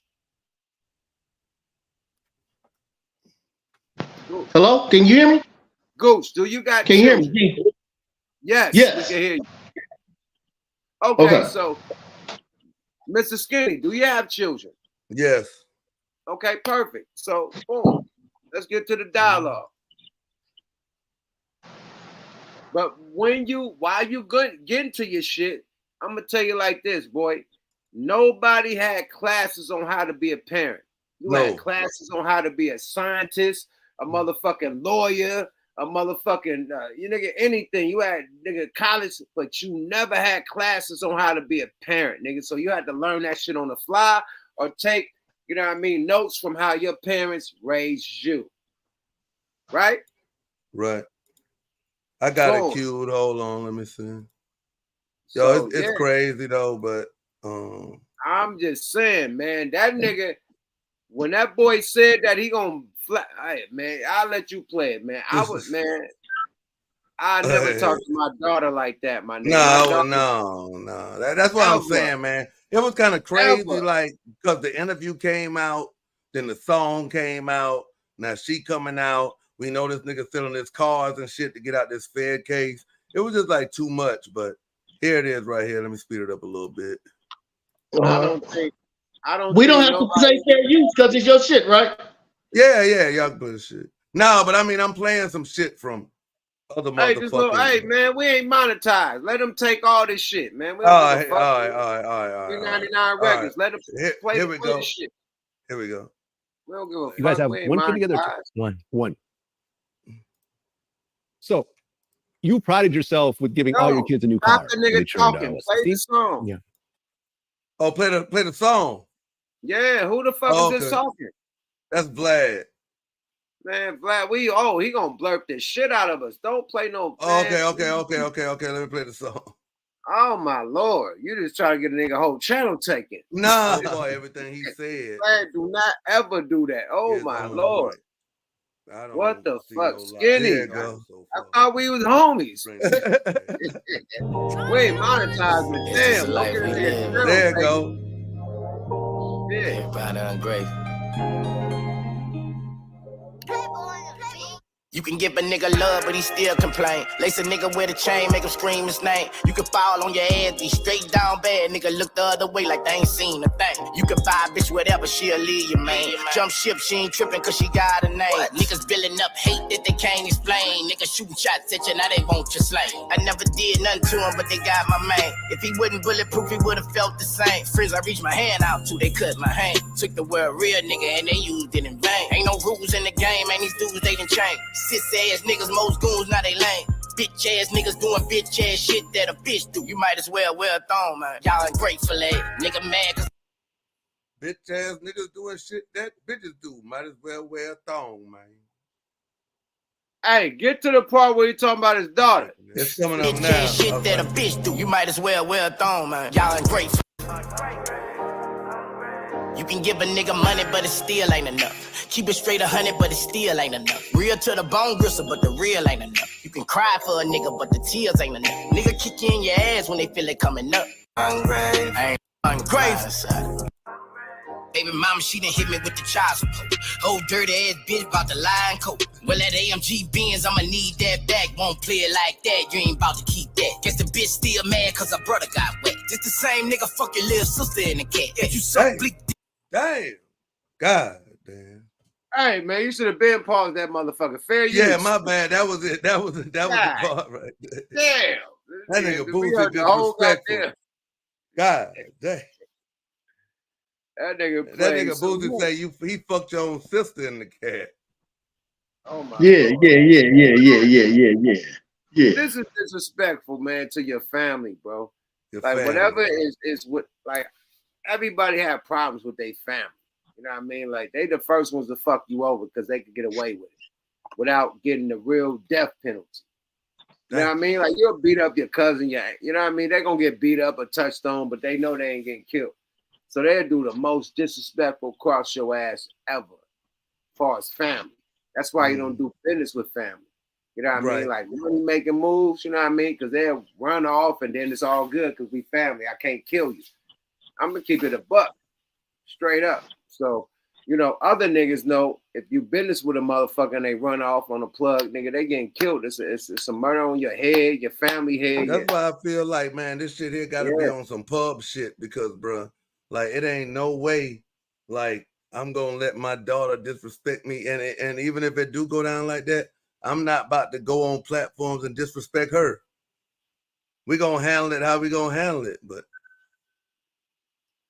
I don't know. I don't think Boosie is a funny motherfucker, just like Charleston White. You know what I mean? He going Vlad, you know what I mean? First 48. Yeah. You know what I mean? All day. But still, this is disrespectful, bro. Like you can have beef with T.I. and everybody else, nigga, but your daughter. I ain't rocking with this. So do you think that his anger is at the daughter's mama? It could be a nigga. I've been hella mad at my kid's mama, but I never took that out on my kids, my nigga. I would never take that out on my kids, but my kids don't talk like this kid talking. Yep. I don't give a fuck how this they kid talking shit. Can you see you giving your kid a Porsche?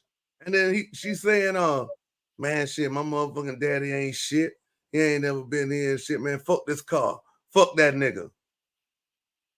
I done had all that shit happen. I'm not saying that you would say you would go to the studio and make a song saying fuck your daughter, because I wouldn't do that. My kids, I'm gonna tell you this: my kids ain't never disrespected me like that. Okay, that's what I'm saying. But we can have a disagreement where they don't agree with, you know what I mean, what I agree with, or what, you know, me and my wife agree with.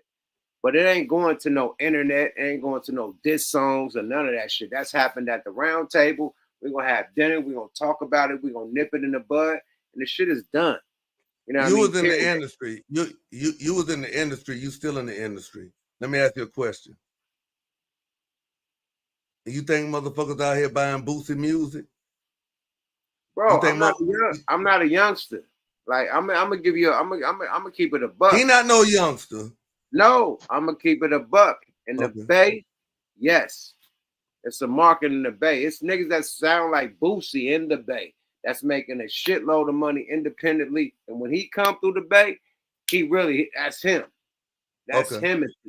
I mean, I know he got the catalog. I'm talking about the new shit. It ain't the sound alikes, it's the Himothy. When the Himothy pull up in the Bay, that boy cashing out. So it's markets for different artists. You know what I mean? Sony popping in the South.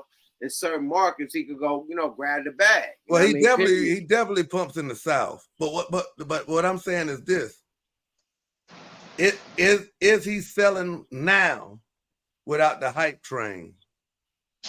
Without the Vlad, they don't need none of that shit. He's a what they call the artist, grassroots.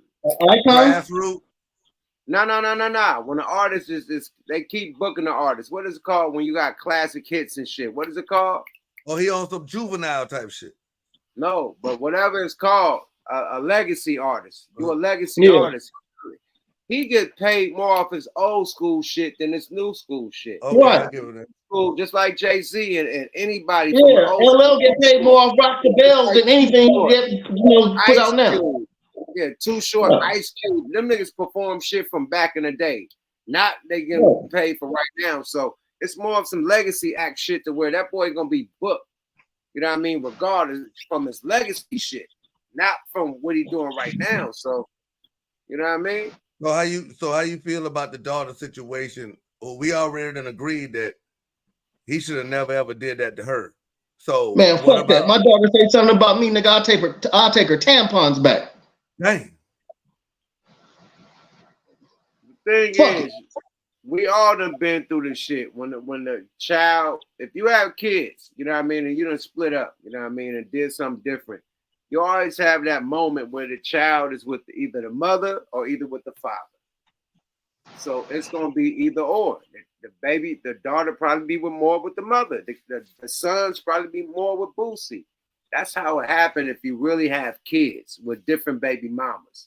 True. You know what I mean? It ain't the same baby mama. This is this baby mama, that baby mama. You know what I mean? And different kids coming together as kids. You know what I mean? So some people gonna feel it. Some people ain't gonna feel it. Some people gonna roll with their mama. Some people gonna roll with their daddy. That's how it is. And that's what I experienced with my kids. You know what I mean? Period. Because it's like, boom, this mama or that mama. You know what I mean?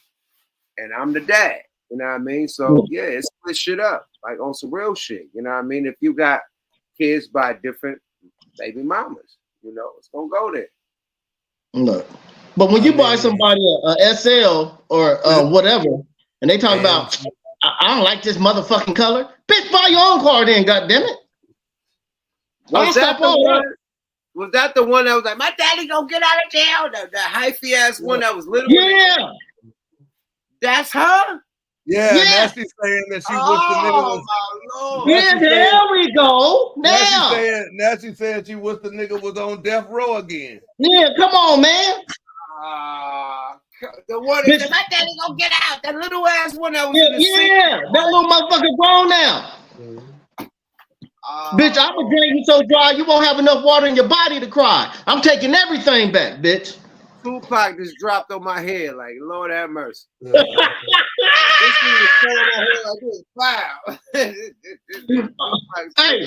Hey, when Tupac dropped on you, that's a sign. I don't know they passed, but I know Boosie said that baby mama was always causing them problems. Yeah, when Pac drop on you, that's a sign right there. I know Boosie said that her brother got killed and she blamed him for it and shit. So, but my thing is this though, Boosie, man, you fight. Boosie is a real nigga. He talking about still whooping his kids. Like we in California. Gooch is in somewhere else, but I'm in California. We can't whoop our kids. They could call the police on us. Nigga, where are you at? I don't want to know your location. I know you where you. I'm in South Cat. I know you can still put your kids. Hey, that's how you gotta call out activation. You just can't drink like that. Who? He gotta call activation. My bad. He trying to activate again without us? Yeah. Y'all about to get me fucked up, man. You can't be activating. Patron. Yada. Hold up, big swole. Man, you activating with Corona. That Corona get him a DUI, goddammit. Hey, I'm at home, nigga. This is I could go to the kitchen and grab it, but I was just like right on the bop. I got something. There you go.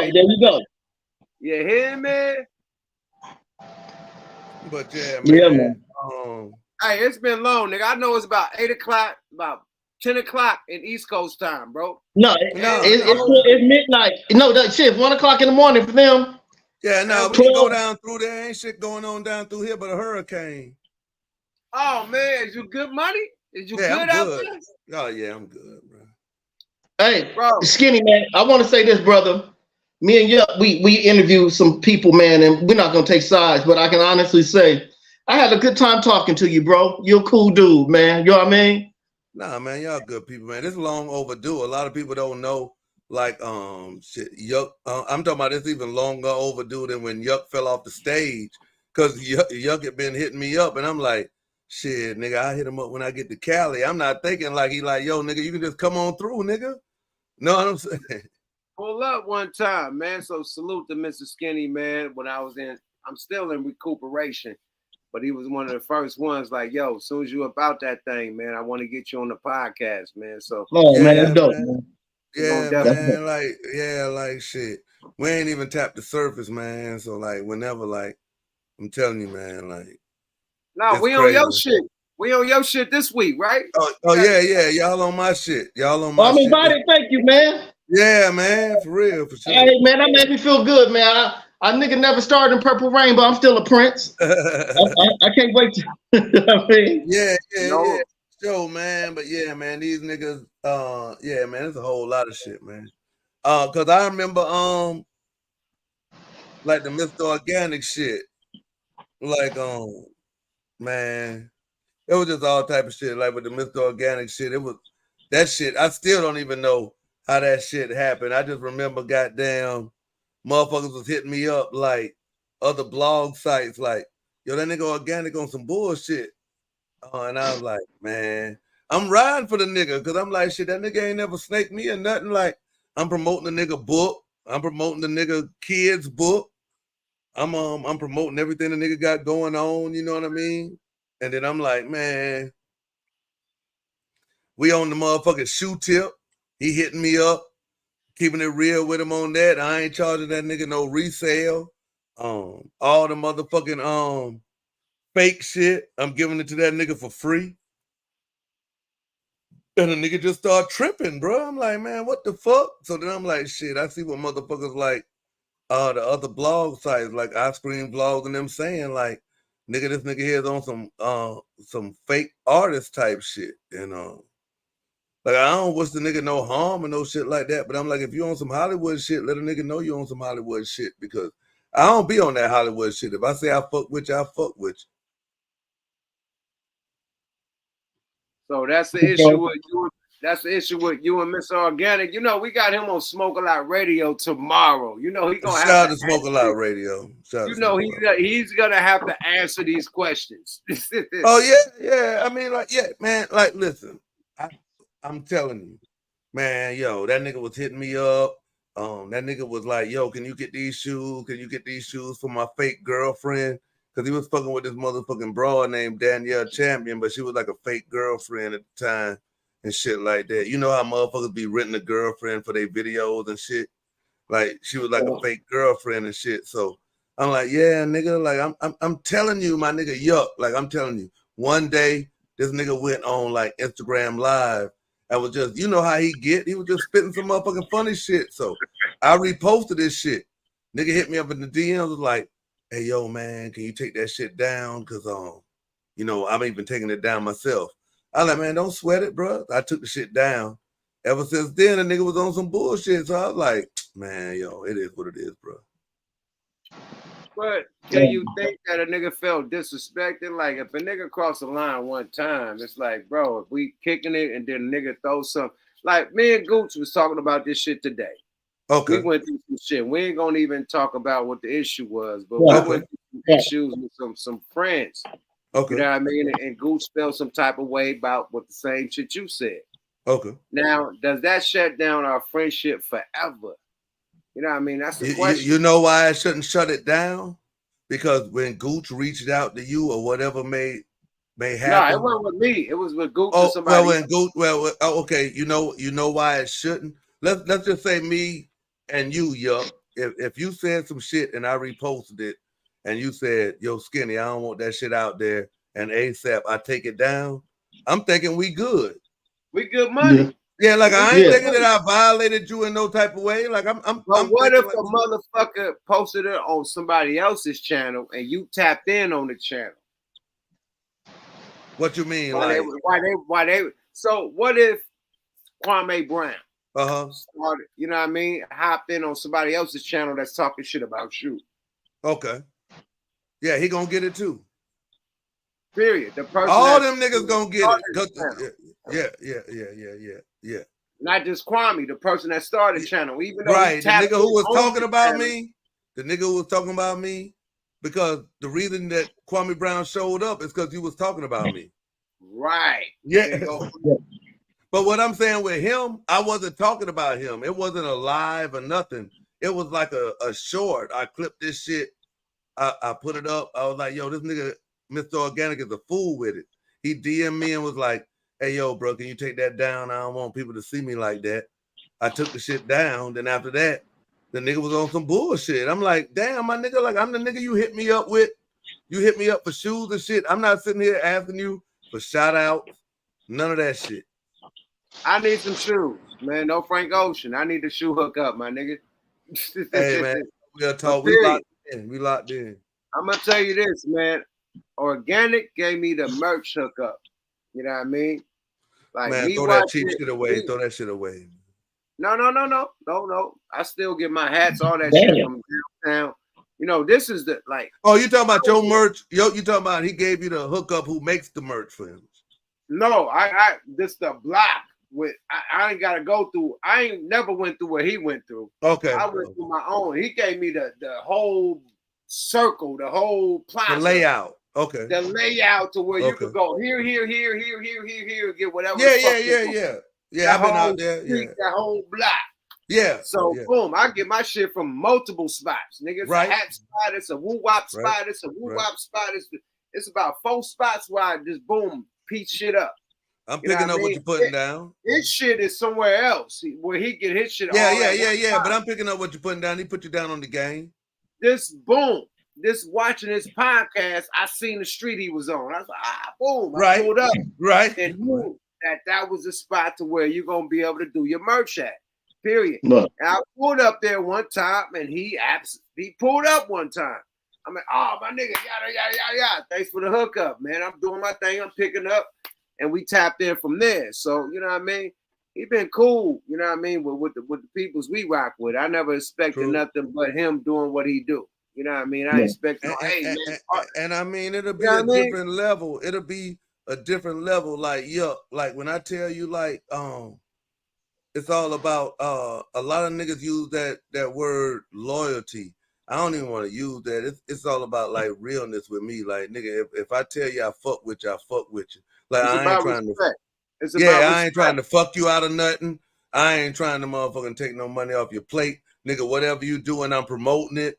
Like, you don't have to, you know what I'm saying? But nigga, when you don't reciprocate that shit, and I'm not even asking for you to reciprocate the shit, but I'm like, my nigga, you gonna sit there? No, say exactly what you said. If it ain't reciprocated, nigga, I feel like it's a problem. That's just, I feel the same way. Like, yeah, you playing me, like I feel like, nigga, like then it turns into like some groupie shit. Like, my nigga, like, if you fucking with me, like, nigga, you putting out your motherfucking music, I'm motherfucking sharing that shit. Like, I'm talking about, like, yeah, so. I'm rocking, but you ain't rocking. It feel like, I'm rocking, and now I'm listening to what the niggas like, yo, man, I told you, man, like, this nigga ain't, and I'm like, shit, it's only so far, like, it ain't even just me. Like, I'm the only nigga that spoke out about it. Like, it's other niggas. Like, I'm sitting here looking at you, nigga, like, you talking about you want niggas to win, but, nigga, y'all niggas don't want niggas to win. Nigga, you the only nigga who really, really want to win, and then he'll spin the narrative tomorrow on your radio show. I guarantee you that nigga say this shit. That nigga be like, shit, I'm looking for motherfucking niggas to come up on their own, not a nigga looking to get on a nigga's shoulders or looking for a nigga I don't need you to motherfucking do that. I'm just saying, like you say, yuck, like, nigga, if I'm fucking with you, if I'm promoting your shit, if I'm telling niggas, oh, like, buy your book, buy your shit, buy your this and that, like, nigga, I expect you to fuck with me the same way. Or if not, just say, yo, it ain't like that. It's cool. Hey, man, he's gonna be on the show tomorrow, and I can't respond for that man. You know what I mean? I don't know. I don't know what our personal problems is. You know what I mean? What I will ask that man tomorrow on the show and figure out what it is. But as far as me and him, it's been solid, man. No Frank Ocean, man. But everything been Gucci. You know what I mean? I call him. You know what I mean? I say, boy, pull up for this, pull up for that. He show up and show out. You know what I mean? Instantly. It ain't no Hollywood shit because you got a lot of Hollywood motherfuckers like, hey, I can't come unless Chris Brown there, this one there, that one there, motherfucking Jamie Let's Foxx. just say he not doing the Hollywood. There's certain hangouts where motherfuckers hang out at niggas' cribs. He not doing the Hollywood with you. I'm just saying. We're gonna say that. He's solid with you. And I respect that. You know what I'm saying? I respect that. I never wanted to sit there and the people who I rock with. You know what I mean? People, like I ain't never been one to sit there and be like, yo, I don't want another but whatever is y'all problem, it's because it's like this. I could have an issue. Right now, I got an issue with a nigga. Mm-hmm. No, not me, but a nigga got an issue with me. And a lot of all our people know each other. You know what I mean? It's gonna be certain people that be like, yeah, you know what I mean? I hear what you're saying, but you know, this still my homie. And then people on the other side gonna be like, yeah, I hear what you're saying, but this still my homie. You know what I mean? So you gotta have that in life. Like nobody's gonna jump sides like that. Whatever y'all got going, y'all gotta come to the center and handle that shit as men. You know, just like we had, like I say, TK and Scruncho and everybody on this motherfucker trying to handle that was a big show, yeah. You know, that's between you and that brother. You know what I mean? Period. And hopefully, you know what I mean, because we against our back against the wall with just the politics on just American life. Period. You know what I mean? They could kill that. They could kill us all day, but everybody else would come with a new law, a new rule, a new this, that, and the third, and we still getting knocked down. So. We at the bottom of the fucking totem pole and we worried about internet beef. You know what I mean? Like, let's level up and really like tap in and see what we all could bring to the table. You know what I mean? And help everybody elevate. You know what I mean? Hey, man. I'm picking up what you're putting down. Hey, that was the same way. You got to think a lot. Some of these, I'm going to say Mr. Organic in general. I wasn't at the level in the game that I am now when, you know, our paths crossed. You know what I'm saying? So like you actually thinking that, yo, motherfuckers gonna be about what they talking about. Then like that don't make him no bad person because like, but what I'm saying is you ain't, I'm looking at it through a different set of lenses, my nigga. But, okay, you know what? Me and Yuck do this, man. We're really great at bringing people together. So if Mr. Organic is on tomorrow, if you don't mind Yuck calling you, and if Yuck can do whatever he can to mend it, that's what we do, man. If you don't want it, then you know we understand. But me and Yuck about positive. No, that's one person that I feel like, you know what I mean, like I ain't really got no like what you call that shit. Like if I seen a nigga, if I seen a nigga, it wouldn't be like, oh, a nigga, like, you know what I'm saying? It's on type shit. You know what I'm saying? Right. Now, so these other motherfuckers. If it ain't like that, and we all niggas approaching our 50s, bro, and mid-40s and shit, it's like, bro, what are we doing?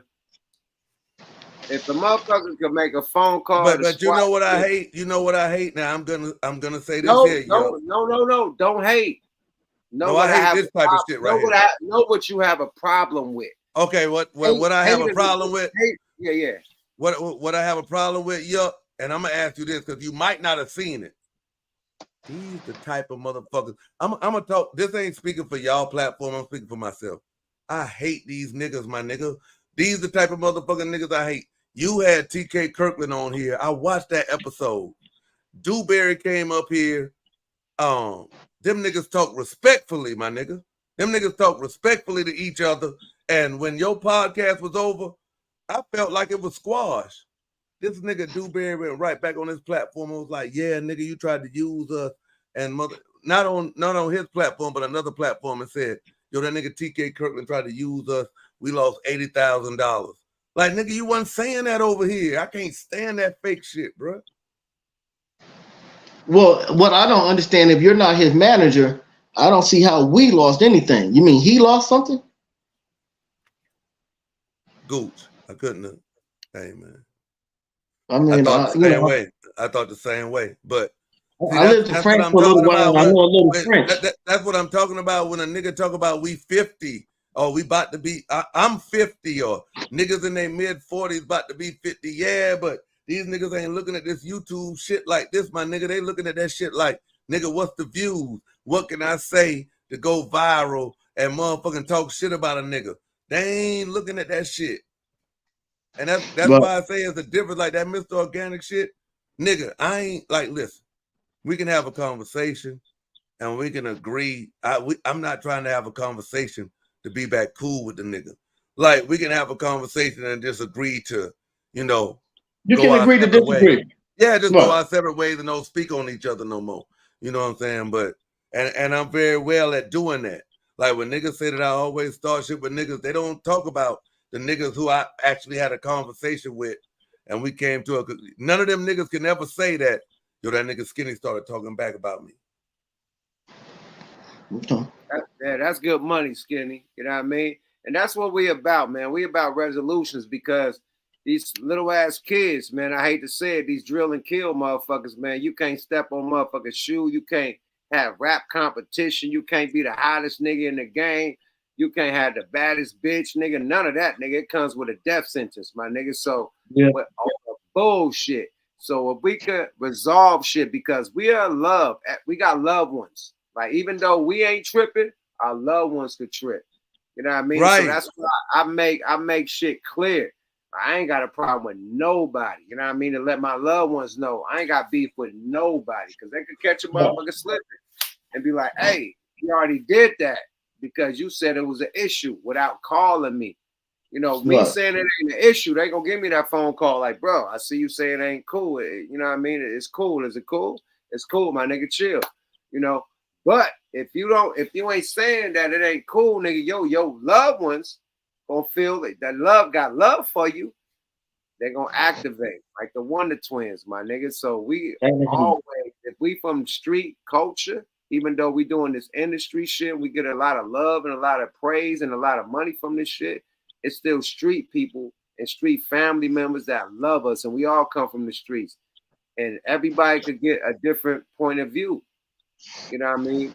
That's different from the two people that have an understanding or a misunderstanding. So that's what I'm saying. Show, I'm just going, like, I'm gonna just show this shit. Like, niggas hit me up with like, yo, you good with this nigga? Everything good? Like, that's what I'm saying, bro. Like, niggas tapping in like, yo, they go that nigga right there. That?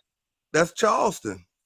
Niggas hit me up like, yo, that's good? You? Oh, they caught him slipping. Yeah, they eating. Like, look, he in there eating, like. And they asking you, is it good or not? Yeah, is it good? I'm like, yo, man, it's good, bro. Like, right. So we all got that, like, catch a nigga slipping, nigga hit you like, what's happening? But see, I never broadcasted that. Like, I never sat there and was like, took it to the internet. But no, like, yo, you ain't gotta broadcast it. If your people know that it's an issue, they gonna hit you and be like, what's happening with this nigga? Period. The people that love you, my nigga, you ain't gotta call them. If you got loved ones that love you, they gonna activate without you calling at all, nigga.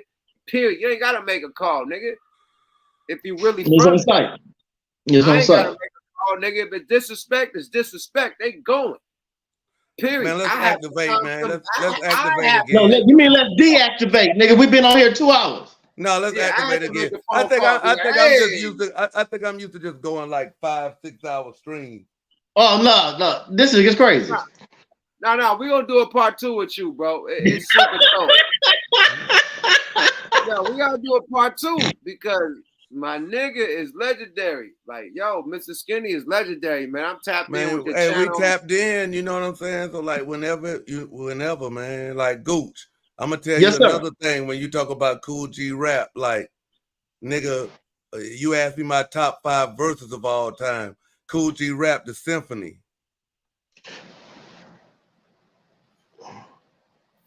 Oh, wait. Straight out the motherfucking gutter. I open my shutter with butter at brothers and rip them like a box cutter. You press up, I pull the trigger. I figure nobody could dig her. Millie Vanilli ass nigga. Prepared to shoot spares. I'm knocking boots daily. Boots, I pull them out of they roots like Alex Haley. Here I come straight to your mouth. I'm kicking this slick. Lyrics are harder than my dick inside a whole house. Your neighborhood heroes are zero. I'm sending motherfuckers on the midnight run. Ask De Niro. So there goes out of Porter Tackle. Borns to Phil Staple. Pressed up on your Adam's apple. Reach for your pistol and you're crazy. Try to blast and I'll be busting that ass like Patrick Swayze. They be saying what I rock. They came in the flock. What is the shit? Do kids on my cock? You want a battle? Get a paddle. You sit feet deep, but sit your riding on my dick. Go get a saddle. Eat them up and spill them out just like saliva. Well, next stop, hello popping on the driver. Fake rapper wanna diss, stay a little too proud, cause niggas on white clouds be on my shit list. Do your ass in like Kennedy's assassin, murder the whole mass and travel, trespassing. I float on ropes like a sailor, holes are like clothes, I got the ass sewn up just like a tailor. Cool G rap 1 in a million. You running the dance, get ass to fuck up like a Sicilian. A rapper don't mean shit to me. G rapping Marley Marl, I'm signing out on the symphony. We love y'all. No, that was the symphony too, nigga. No, so you want me to do the first one? Nah, the original when Cool G grabs the mic, I recite the type to make the people unite. Yeah. Step on hips, when you dip on my tip. Take a deep breath because you don't have another left. Coming back like I'm revision, my brother. Make Confederates run for medicine because I put out more lights and turn out to call medicine. Hit the ramp stage like I'm on a rampage. If you want raise, I'ma make front page. Read the headline, suckers, today's your deadline. Your head is way past bedtime. Can't pillow, solo. Cause you're still low, soft like a pillow. My rapper rougher than a billow. Don't dare me, don't dare me, and don't compare me to him when you hear me. You talk about a battle, but you ain't yet ready for war. Your metaphor sex more than a whore. You can't replace me, ice me, erase me. Saints you change me, slice me, or pace me, dice me, erase me. The feeling that I got force. My rap burns your mouth like hot force. You take recorder, order the sucker. The order is manslaughter. Another rapper, you rap next. I'm rated X, the meaning boy is sex next. The amplifier gets used and abused. Pump so loud we might blow fuse. This is anger, madness, rated anger. I'm putting up my middle finger. Yeah. That's that shit. Rap and Big Daddy Kane pulled me into the industry. Yo, Big Daddy G-Rap heard me rhyme. G-Rap heard me rhyme, man, and he said, man, let me get your number. And he called me the next day, and he was in the studio with Sir Jinx, working on a song called Letters. And he said, man, you got something for this? And when you listen to the song Letters, that's me going, the K, the double O, the L, the G, R, A, P letters, the doom, doom, that's me. I made that up. Man, you taking me back now. You taking me the back. The K, the double O, the L, the G, R, A, P letters. And then I had my verse, man. So, you know that nigga Kane? That nigga Kane got down south roots. His grandma from right here in South Cat. Yeah, but he lives in Raleigh right now. Kane is my big, those my brothers, man. He was in Brooklyn then, but yo, when that nigga used to come home, like that symphony dropped off, it was like, yo, that's the hip hop anthem right there. But man, I appreciate y'all niggas, man. Yo, we appreciate you, man. That was a good moment right there. I appreciate you having me on here, nigga. Like I say, the weed connoisseur that I am. Like shit, it's certain motherfuckers that you can't tell me that shit. This here shit wasn't legendary, like nigga. Woo, you know what I'm saying? My people sitting here watching me goddamn blow with the one half I of got the on it, one of the most influential, iconic weed smoking songs ever made. And I'm gonna be promoting your strand, my nigga. I can't wait to goddamn smoke that shit. Shit. And if you want to hear a song, go ahead. Hey, so and if you want to hear, I got you, man. We on the coast, man. When you go to the grower shit, it's like you gotta grow in that state. Mm-hmm. So when you come to Cali, when your ass take the kids to Disneyland, nigga, I'm gonna take you. I'm gonna drop a bag off. That's gonna take you to Disneyland. That's it. I'm gonna drop this. So I need to drive. So I need to bring the Hellcat down there. Nigga, whatever you gonna do. I don't care how you get here. Whenever you go to Disneyland, nigga, I'm gonna drop off a strand that's gonna take you to Disneyland. Period. Hey, Yeah, man, yo, man. Salute to Yo, y'all thank guys, you, bro. man. Salute to y'all guys, man. Skinny Hey, Naughty tell stand up. I Gene can't Field wait. we coming with a part 2 tomorrow, nigga. Right, and then tomorrow, you know, I'm trying to get Yuck and Gooch on early. Like I said, Friday. Oh, it's Friday. Yeah, Friday. Friday early. Okay. Shit. Okay, yeah, Friday early, and we're gonna get a part 2. We probably gonna end up getting a part 2 with them, but I stream long, so they'll probably be like, "Yo, we out of here, nigga." You know what I'm saying? Yo, he long-winded. He went on right before the podcast. I was watching this shit. He was talking about the Boosie shit. He was on for 2 hours before we just went for like 3 hours. So yeah. He gets that. No Frank Ocean. Yeah, man. So I got, you know what I mean? Matter of fact, I entered it and let them know we coming over here. So salute. I can't see your chat, but I know we in there. Skinny Naughty stand up. Yeah, I appreciate y'all having me, my nigga. Hey, Skinny, go to YouTube and type in Gooch and Coogee Rap. Me and him did a song called 50 Ways. So if you like the symphony, you'll like to hear me and him show our ass on this song. No Frank Ocean. We did our thing. Hold on a minute. I'm about to go off in that motherfucker right now. No Frank Ocean. Go off in that motherfucker. Hey, that nigga Frank Ocean was on some whole shit. Hold on. Shit. Hey, you know where I get that from, right? I got that from a Harlem nigga, man. That was my motherfucking video director that was living in Seattle. He's like, I'm tired of motherfuckers saying no pause and you know what I mean? Whatever they were saying. Yeah, like, Paul. I'm gonna say no Frank Ocean. And let's see how that goes. I'm saying, all right, let's see. It's a Coogee Rap and Gooch, aka Gooch the Great. Just type in Gooch 50 Ways. 50 Ways. Gooch. Okay, I see that shit. There you go. And that's me and G Rap doing our thing. But you got your own separate. You got your own separate channel, Gooch. Yeah, I'm Gooch the Great on YouTube, man. Hold on, let me go ahead. They were saying no homo. Yeah. Oh shit. Oh, I got to tell y'all this story. Okay. So when I first met G, he took me to meet Big Daddy Kane. And do you know when G-Rap did that verse, when they did the symphony, his verse was actually longer than that. That nigga rhymed from there until the music stopped. So imagine him rhyming from that and all of Kane's part. Yeah. So they had to edit it to where it was. So he was like, man. Yo, stop it. The same thing happened with me. The nigga was supposed to do a 16 and did a 48. Like that nigga just rapped forever. Well, let me ask Goose this. Who had the best verse? He did, of course. But he took 8 hours to write his verse. I wrote my verse in an hour. So it's I'm saying who had the best verse on the symphony? Was it G-Rap or Kane? Both. That's a debate down here. I think G-Rap had it. Yeah, I'll have to go G-Rap. Just like, okay, who had the best verse on Life's a Bitch, AZ or Nas? You know I'm gonna say Jay-Z. AZ. AZ. Life's a bitch, and then you die. Yeah. You fuck with bars, AZ. AZ. Well, so who had the best verse on Black Republican? Ooh. Who on that? Jay-Z and Nas. All right, Renegade. Oh, Eminem, nigga. Eminem cooked them. Eminem. I don't know. You know what? That's what we're gonna do. I don't know how people really be saying that because I don't think they be like. If you ask who rolled the beat better, M. But if you listen to lyrics, like I mean, I heard when M came on that motherfucker and said, "See, I'm a poet of modern day Shakespeare, Jesus Christ, of these latter day saints." Here, I like, yo, this nigga on some ill shit. You know what I'm saying? But I was just like, yo, I can't go against Jay, bro. That nigga, the scatterbrain atheist. You know, you know when the second year, you know, Magic and them when he came, they won that championship, and the second year they lost.